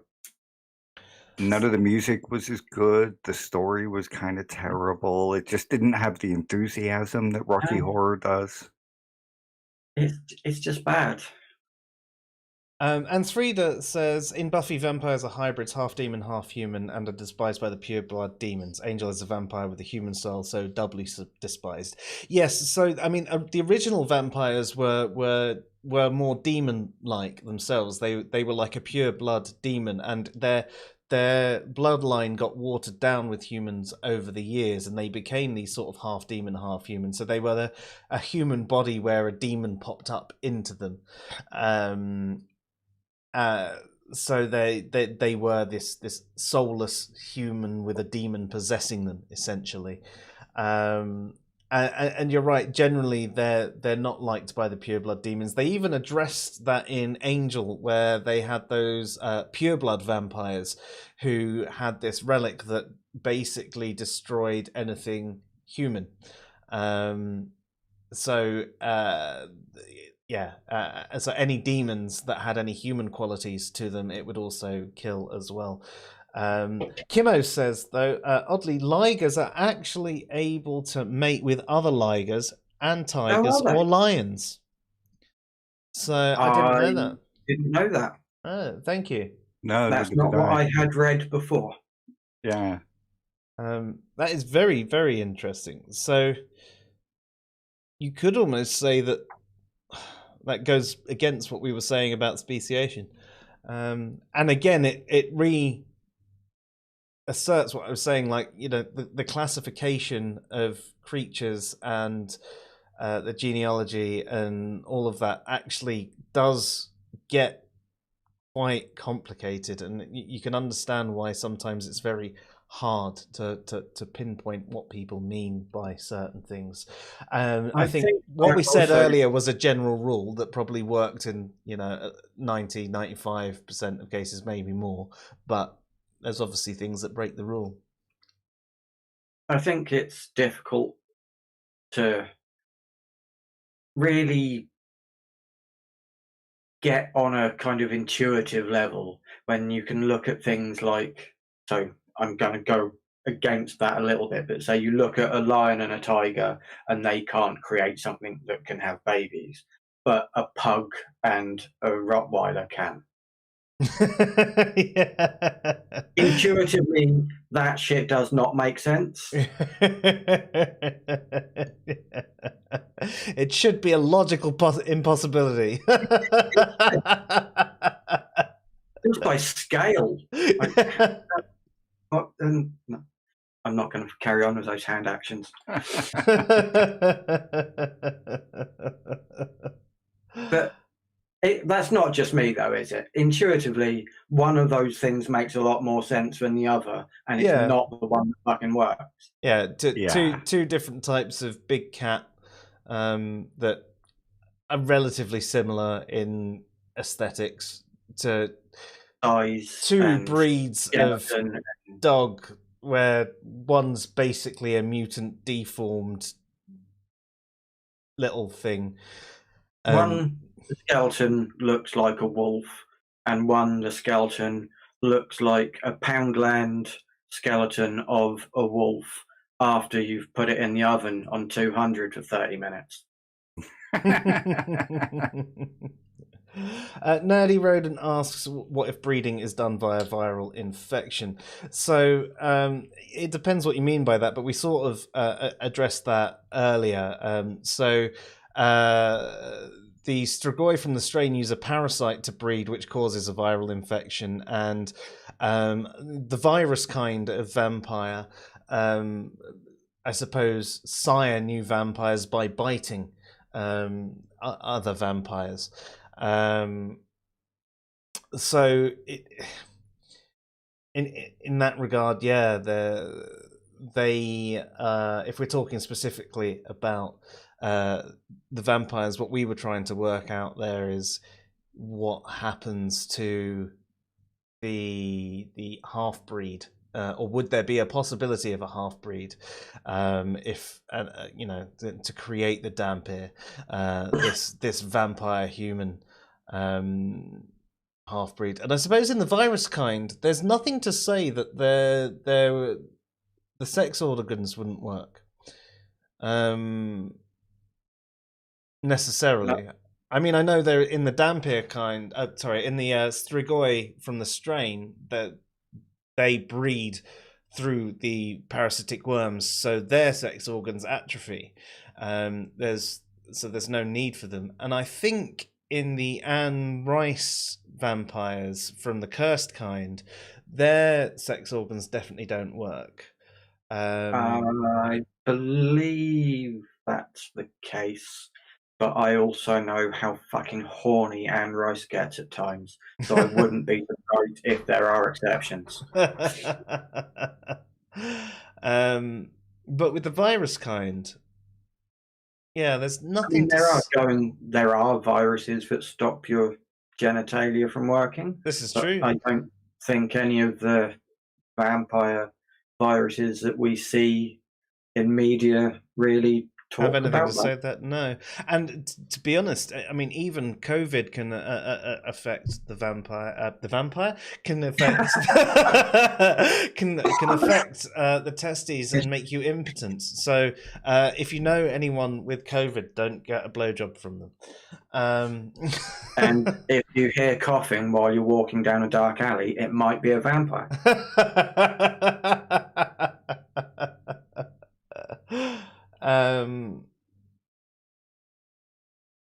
So yeah, how many Neanderthals was human, just not anatomically modern human? Yeah, I mean, I suppose we could be splitting hairs there. But where's the missing link? Oh,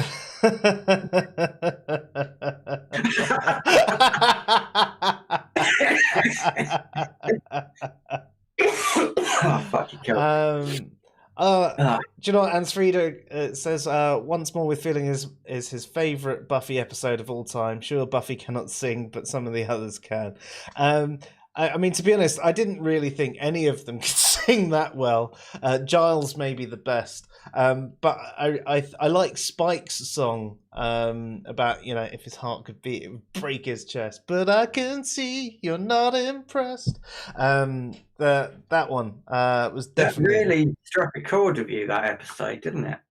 Yeah, it was awesome. Do you know what? The first time it came out, I absolutely hated it because I thought I was cool. And then when I realised I wasn't, I really enjoyed it. So, I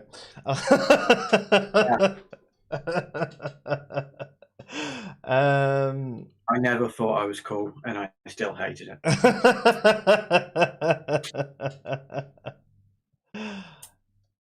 Oh, yes. Yeah. And Frida's talking about the Bunnies song that... Oh, shit. What was the demon girl that married Xander called? I can't remember. But yeah. Aria? Something like that? Yeah, something like that. I think... Yeah, I can't remember. But yeah. Anya. As Frida just said. Thank you. Cool. I used to have a girlfriend who spoke just like Anya. Not really annoying. Thing. Yeah. Yeah. And you know what? Thanks to Buffy, that was my first introduction to Nathan Fillion, who went on to just make my life great in so many ways. From Firefly to... Overrated. Sorry? Nothing. Overrated? Really? It's good. It is good. But the only reason people love it is because it only got one season. It would have died badly eventually. Like it might have done. That time. I really enjoyed Castle as well. I even liked... Was it Slither he was in or something like that as well?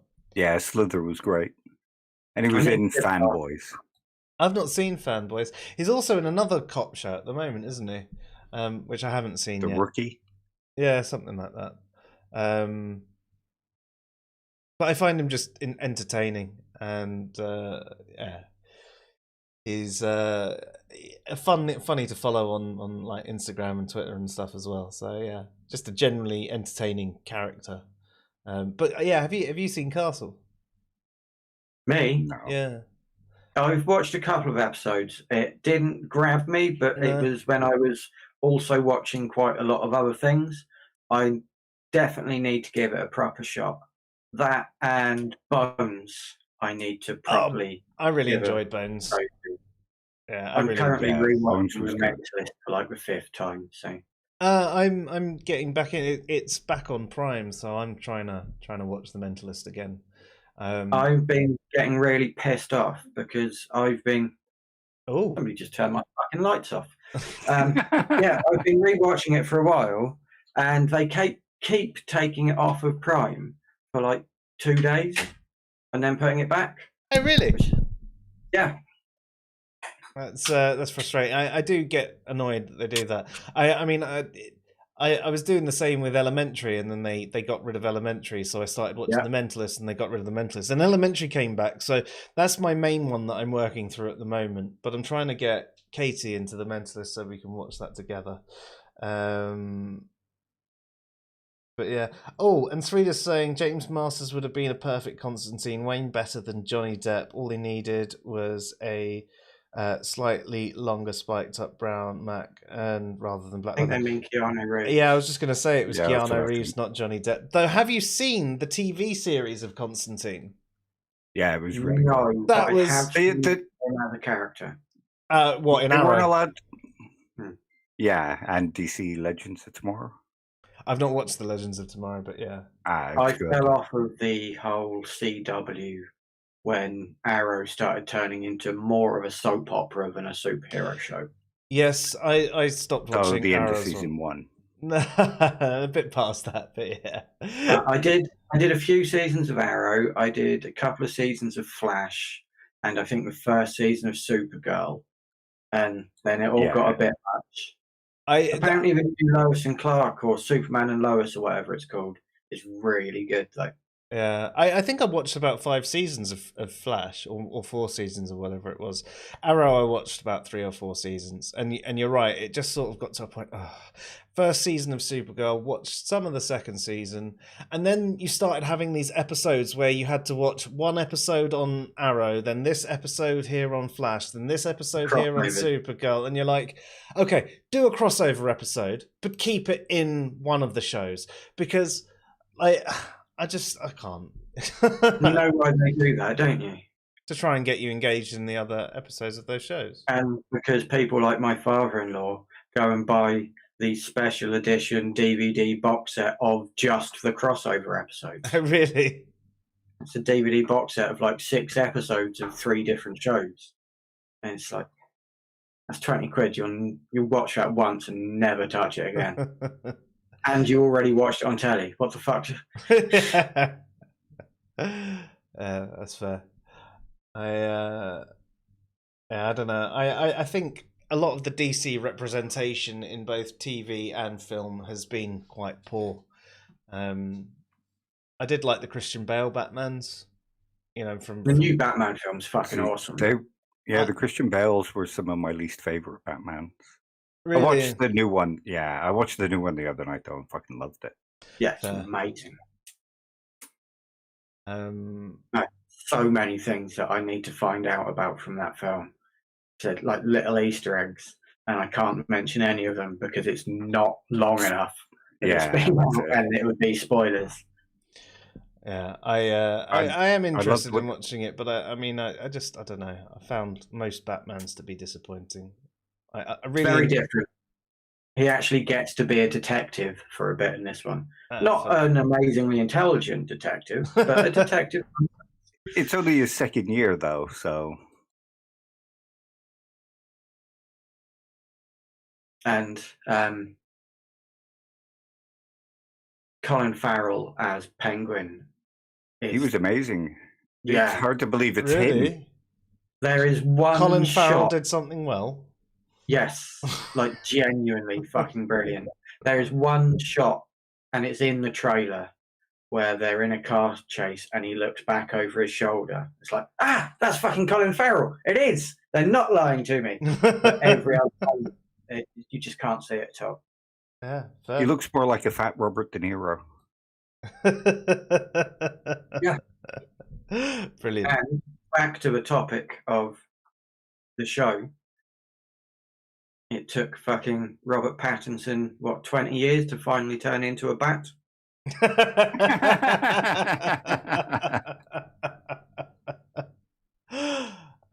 Excellent. Well done.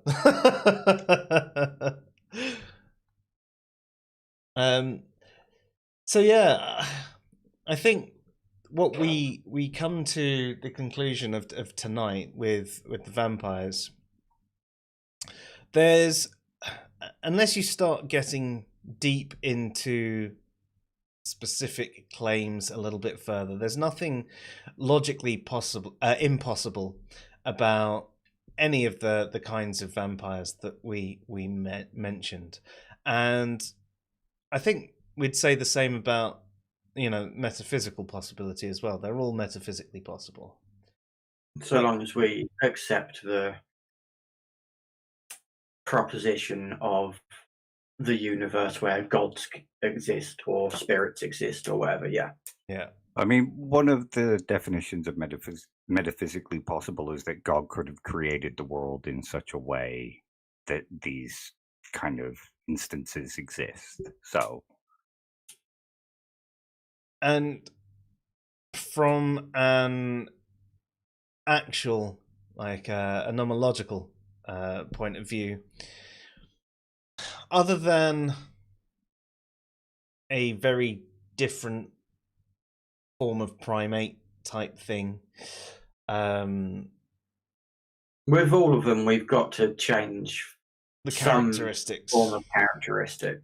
Yeah. But I think the evolved one is the only one which would still fit enough of the criteria of vampire for me to personally consider it to still count. As all a the vampire, others defined out of being a vampire. No, that's fair. Yeah. So there you go. I mean, I think that is something that maybe people wouldn't necessarily think about. Generally, I mean, I recently posted a poll on YouTube, it was, and I was talking about gods and the supernatural, and I said, are they logically impossible? Are they logically possible but metaphysically impossible? Or are they metaphysically possible? And then that's if you're an atheist that's like me, that believes the gods and the supernatural don't exist. And if not, are you another form of non-theist, so therefore you'd conclude that they're metaphysically possible? Or are you just a theist, so therefore you would agree that those things actually exist? And 17% concluded that they were logically impossible. And I think from what we've discussed tonight, that there isn't anything that really states that these things are logically impossible. You might find a specific vampire claim somewhere that has a logical impossibility to it.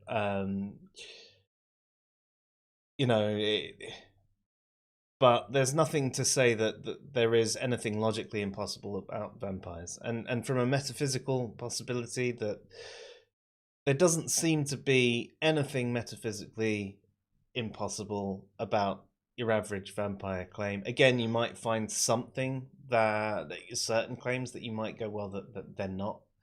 The only thing that we'd have to say is that, at least in our world and the things that we believe and know about our world, that none of them are actually possible, unless we have some heavy caveating. I agree with that. Was there anything you folks wanted to add tonight, or is there anything that you wanted to promote that you guys are working on right now?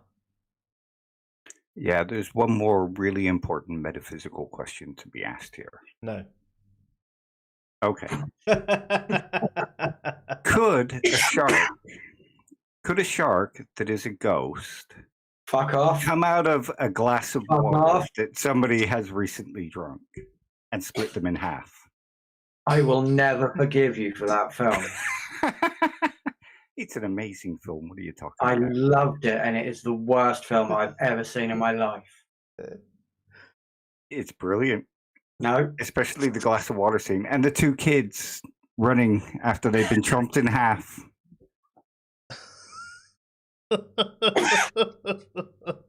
Do yourself a favour and go and watch Ghost Shark and hold it against Dave for the rest of your natural life. Like I will. Well, actually, Kristen, you just suggested it to me, so I'd be holding it against you. No, I won't Yeah, but suggest she it never to would have you heard of it. for the purposes of making sense. Your knowledge is contingent on Dave's knowledge, It's a which causal link. is the necessary knowledge.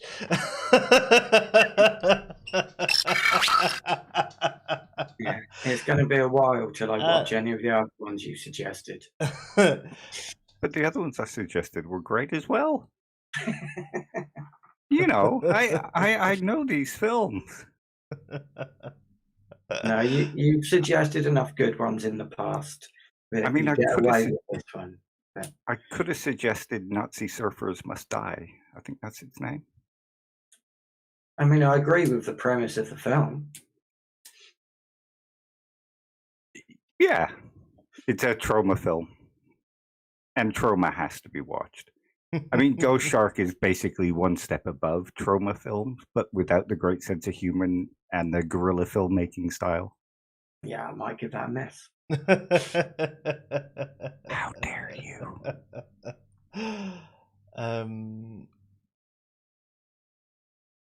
So, just quickly checking the chat before we end for the night.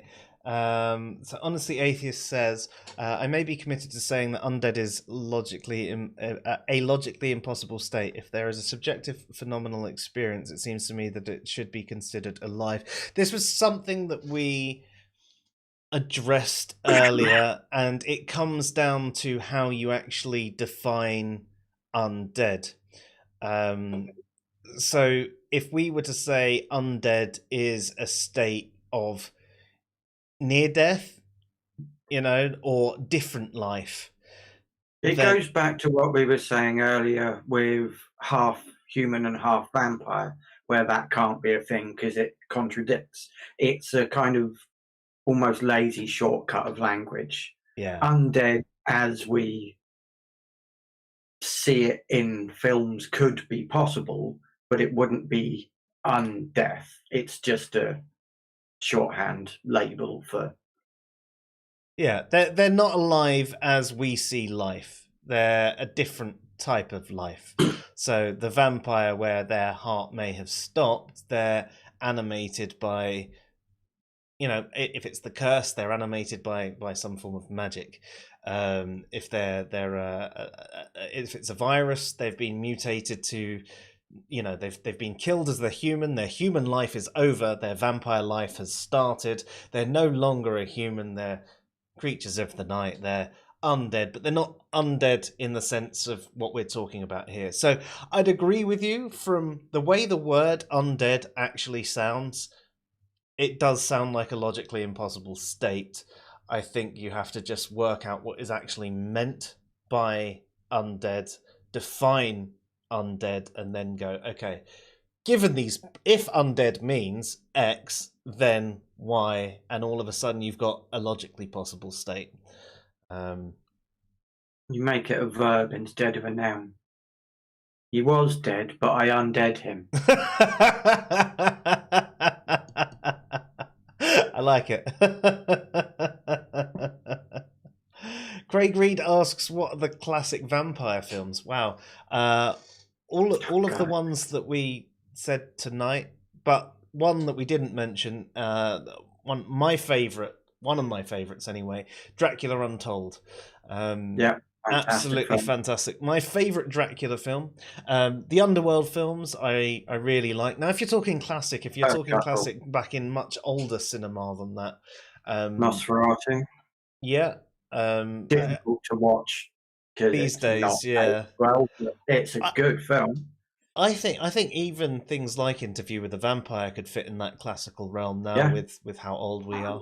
I also genuinely like the Queen of the Damned film, but that may be because of my crush on Stuart Townsend as Lestat. Why not? You can tell. It's got a fucking amazing soundtrack as well. Sung by a liar, isn't it? Well, some of it. They had songs. So in the film, Lestat starts a rock band or joins a rock band, and they have songs written for the film specifically that it's his band supposed to be doing them, and they're written largely by Jonathan Davis from Korn and David Draiman from Disturbed. Nice. And yeah, brilliant songs. But also, if you can get over Keanu Reeves' accent, the old Gary Oldman Dracula film's good. Gary Oldman as Dracula. It's Bram Stoker's, wasn't it? Yeah. Huh? That was Bram Stoker's Dracula. Yeah. But unfortunately, Keanu Reeves' accent in it is just unforgivable. As Dave mentioned earlier, 30 Days of Night. Yeah. Dave, I was talking to Joe about this before we started. You might know Dracula 2000. Do you remember this one? Woods?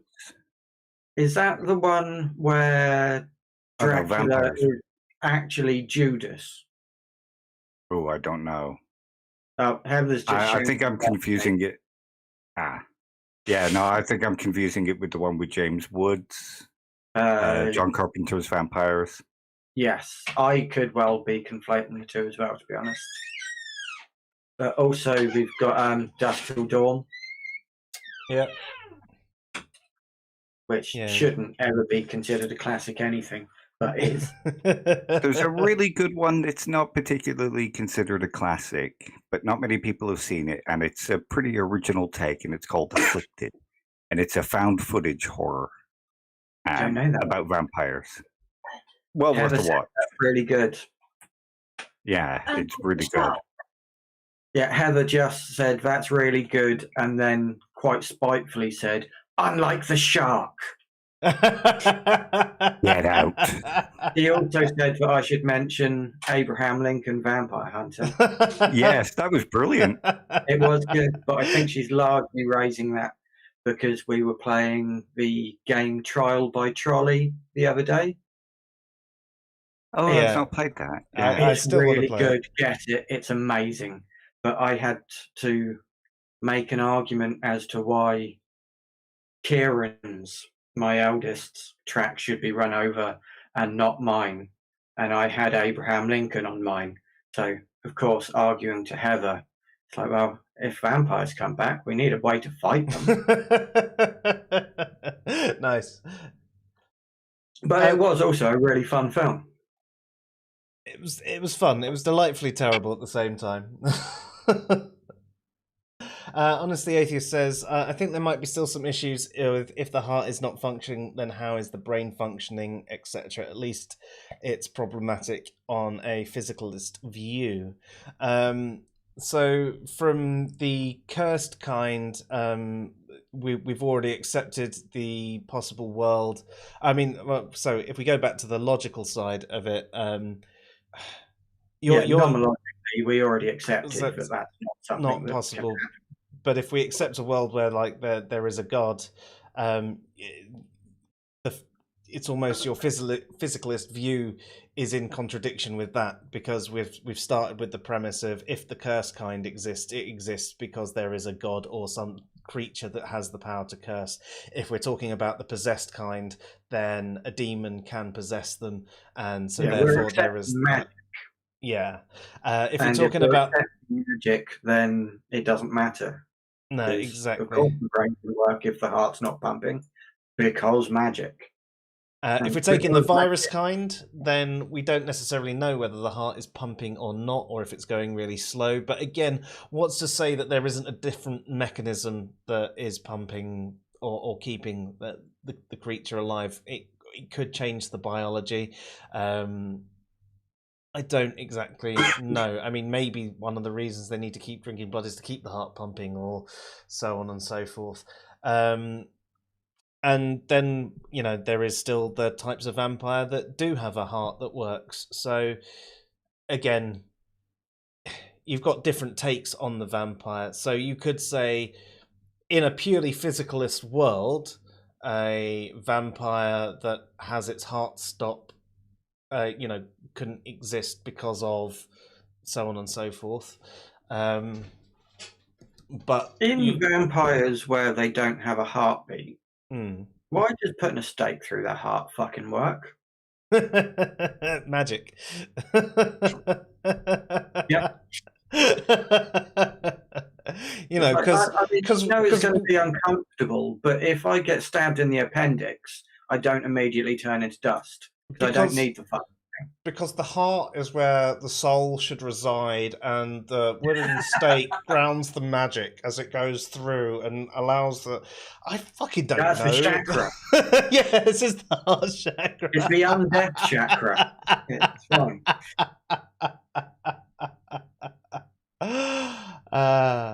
Oh, hey Claire, nice to see you. Yeah, I know we're generally a little bit early for you. I hope you enjoy this one. Yeah, you might catch up before we go, but you might not. So either way, you get a hello.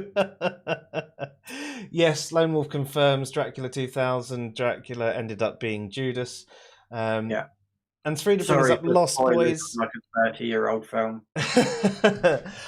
So The Lost Boys is one that I think I watched too late. I think it would have been one of those ones that was great if you caught it out when it came out. But I think I tried to watch it for the first time about 5-10 years ago, and I was just like, this is just too dated. I can't take it. And it's a shame. Another one with a great soundtrack, though. Sorry? Another one with a great soundtrack, though. I didn't get through it, though. Is Blade a classic now? I mean, it probably is. Yeah. I'd say it is. I will give it classic status for one very specific reason, and that's that it did bullet time before The Matrix did. Yeah, fair. Not the first thing to do bullet time. I think that was an advert for what was it? It was a camera or something. Might have been like an early iPod or something like that. But there was an advert that did bullet time first. But Blade was the first film. What about Freak on a Leash by Korn? Long before any of those movies. It's not really bullet time, but it's a bullet going in. And then they dance around it for a bit. It could have been the invention of bullet time. Might have inspired those thoughts, planted the seed. Yeah, Claire brings up Underworld, and I would say those that they are probably a classic now. Though the fact that they're still bringing some of them out is the fact that they've been going for so long. I don't know. Well, the last one they did was 4 years ago, I think it was. I mean, I really, really enjoy the Underworld movies, and not just because I fancy Kate Beckinsale. Enjoyed the Underworld movies. I even enjoyed the one that she wasn't in. The first 2 or 3 were great. They kind of went. They have the same kind of trajectory as the Resident Evil films, I think. Yeah, that's fair. But yeah, higher quality all the way through, but yes, same trajectory. Suggestion from Kimo says Reflecting Skin. Never heard of it, but it features Viggo Mortensen. I hope not. No, that's definitely referring to sparkly vampires. Okay. Twilight. And as I said, I'll quite happily be a sparkly vampire. Yeah, but I don't want to watch them. No, God no. The really worrying thing is that the films are so much better than the books. And that tells you something, doesn't it? Yeah. I got them out from the library when I was due to go into hospital for like a week, and they were the only things I got out from the library.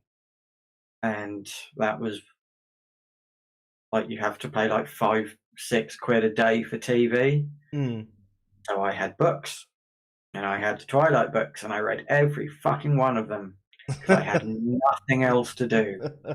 And oh god, I just shouldn't have gone to hospital. I should have died instead. Brilliant. Well, I'm glad you didn't. I serve as a warning. And Srida says, incidentally, vampires only turn to dust when slain because the human body reverts to its true age, which should be centuries. So Buffy gets that wrong when a just risen vamp turns to dust. That's an interesting point. Yeah, so you're basically destroying the curse or the demon possession or whatever. So I think they also go against that with Blade, don't they? Sorry? They go against that with Blade as well, I think, because don't new vampires get dusted? Yes. Yeah, in some respects, the fact that the vampires in Blade turn to dust makes no sense, because with the virus kind, with the virus kind, why would they? So actually, metaphysically, can they exist? Because could a virus change your body so much that it would turn to dust when it dies? I don't think so. I don't actually think so. But then again, Blade has magic in it, so yes. No, yeah, that's fair. There was the magic component because of the blood god and all of that, and yeah. Oh, so it's. So, if you haven't watched Blade and you go back to the first one, just turn it off like 15 minutes before the end. You're fine. You do not need to see that era of CGI. I'm trying to remember how things die in Underworld. I think they have normal deaths. Like they don't dust. I'm sure they don't dust. They certainly don't immediately turn to dust, because in the first one you get the head slice. Yes. I wonder if they might turn to dust if they're hit with the UV bullets. They might. With enough UV, they might. I need to go back and watch them again. I needed any excuse I can to rewatch the Underworld movies. So this is fantastic. Just to verify this one fact. But yeah, so that doesn't actually. I mean, the virus kind shouldn't turn to dust. The curse kind makes sense to turn to dust in the sense that Ansfrida is talking about there, and actually it doesn't make sense that the fledgling vampires turn to dust. They should actually just leave the body. So the Buffy vampires, from that perspective, they have at least one component that we could regard as not metaphysically possible. I'm quite curious with the whole Blade thing now, because they made some real effort making it believable with the virus. Mm-hmm. And then in the first film, they bring in magic and gods. What was the fucking point of the virus? I would understand if they did virus Blade 1, mutated virus Blade 2, and then magic and Dracula Blade 3. But they bring magic in the first one when they did so much work to do this whole gritty, grounded, realistic. That was a really dumb choice. It really was. Like, I mean, I really enjoyed the Blade movies. They were brilliant, but when you They were. look back on it, when we're discussing it right now, it's really like souring my opinion of the movie. I'd never considered that before, but it was really fucking stupid. I think though at the time you were enjoying the movie so much that you wouldn't think, yeah, that's a load of crap. But Yeah, and I'll still fucking love it next time I watch it as well. Wesley Snipes is a fucking badass. That he is. Have you seen him in Tu Wong Fu? I probably once upon a time, but he plays a drag queen with Patrick Swayze. It's amazing. Just you would never think either of them could pull it off so well, especially with how butch Wesley Snipes is. You know, yeah, it just shows his acting quality.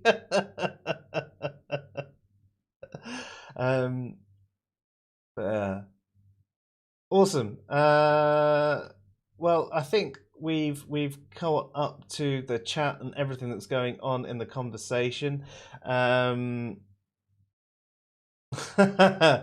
Yeah, honestly, Atheist makes the point about Buffy vampires turning to ash may have just been an effort to keep it TV-14 and not have bloody vampire corpses everywhere. I think that's right, but obviously in doing so, they've messed things up. Oh, and Kimo's got one last suggestion. By demons, though, aren't they? Sorry?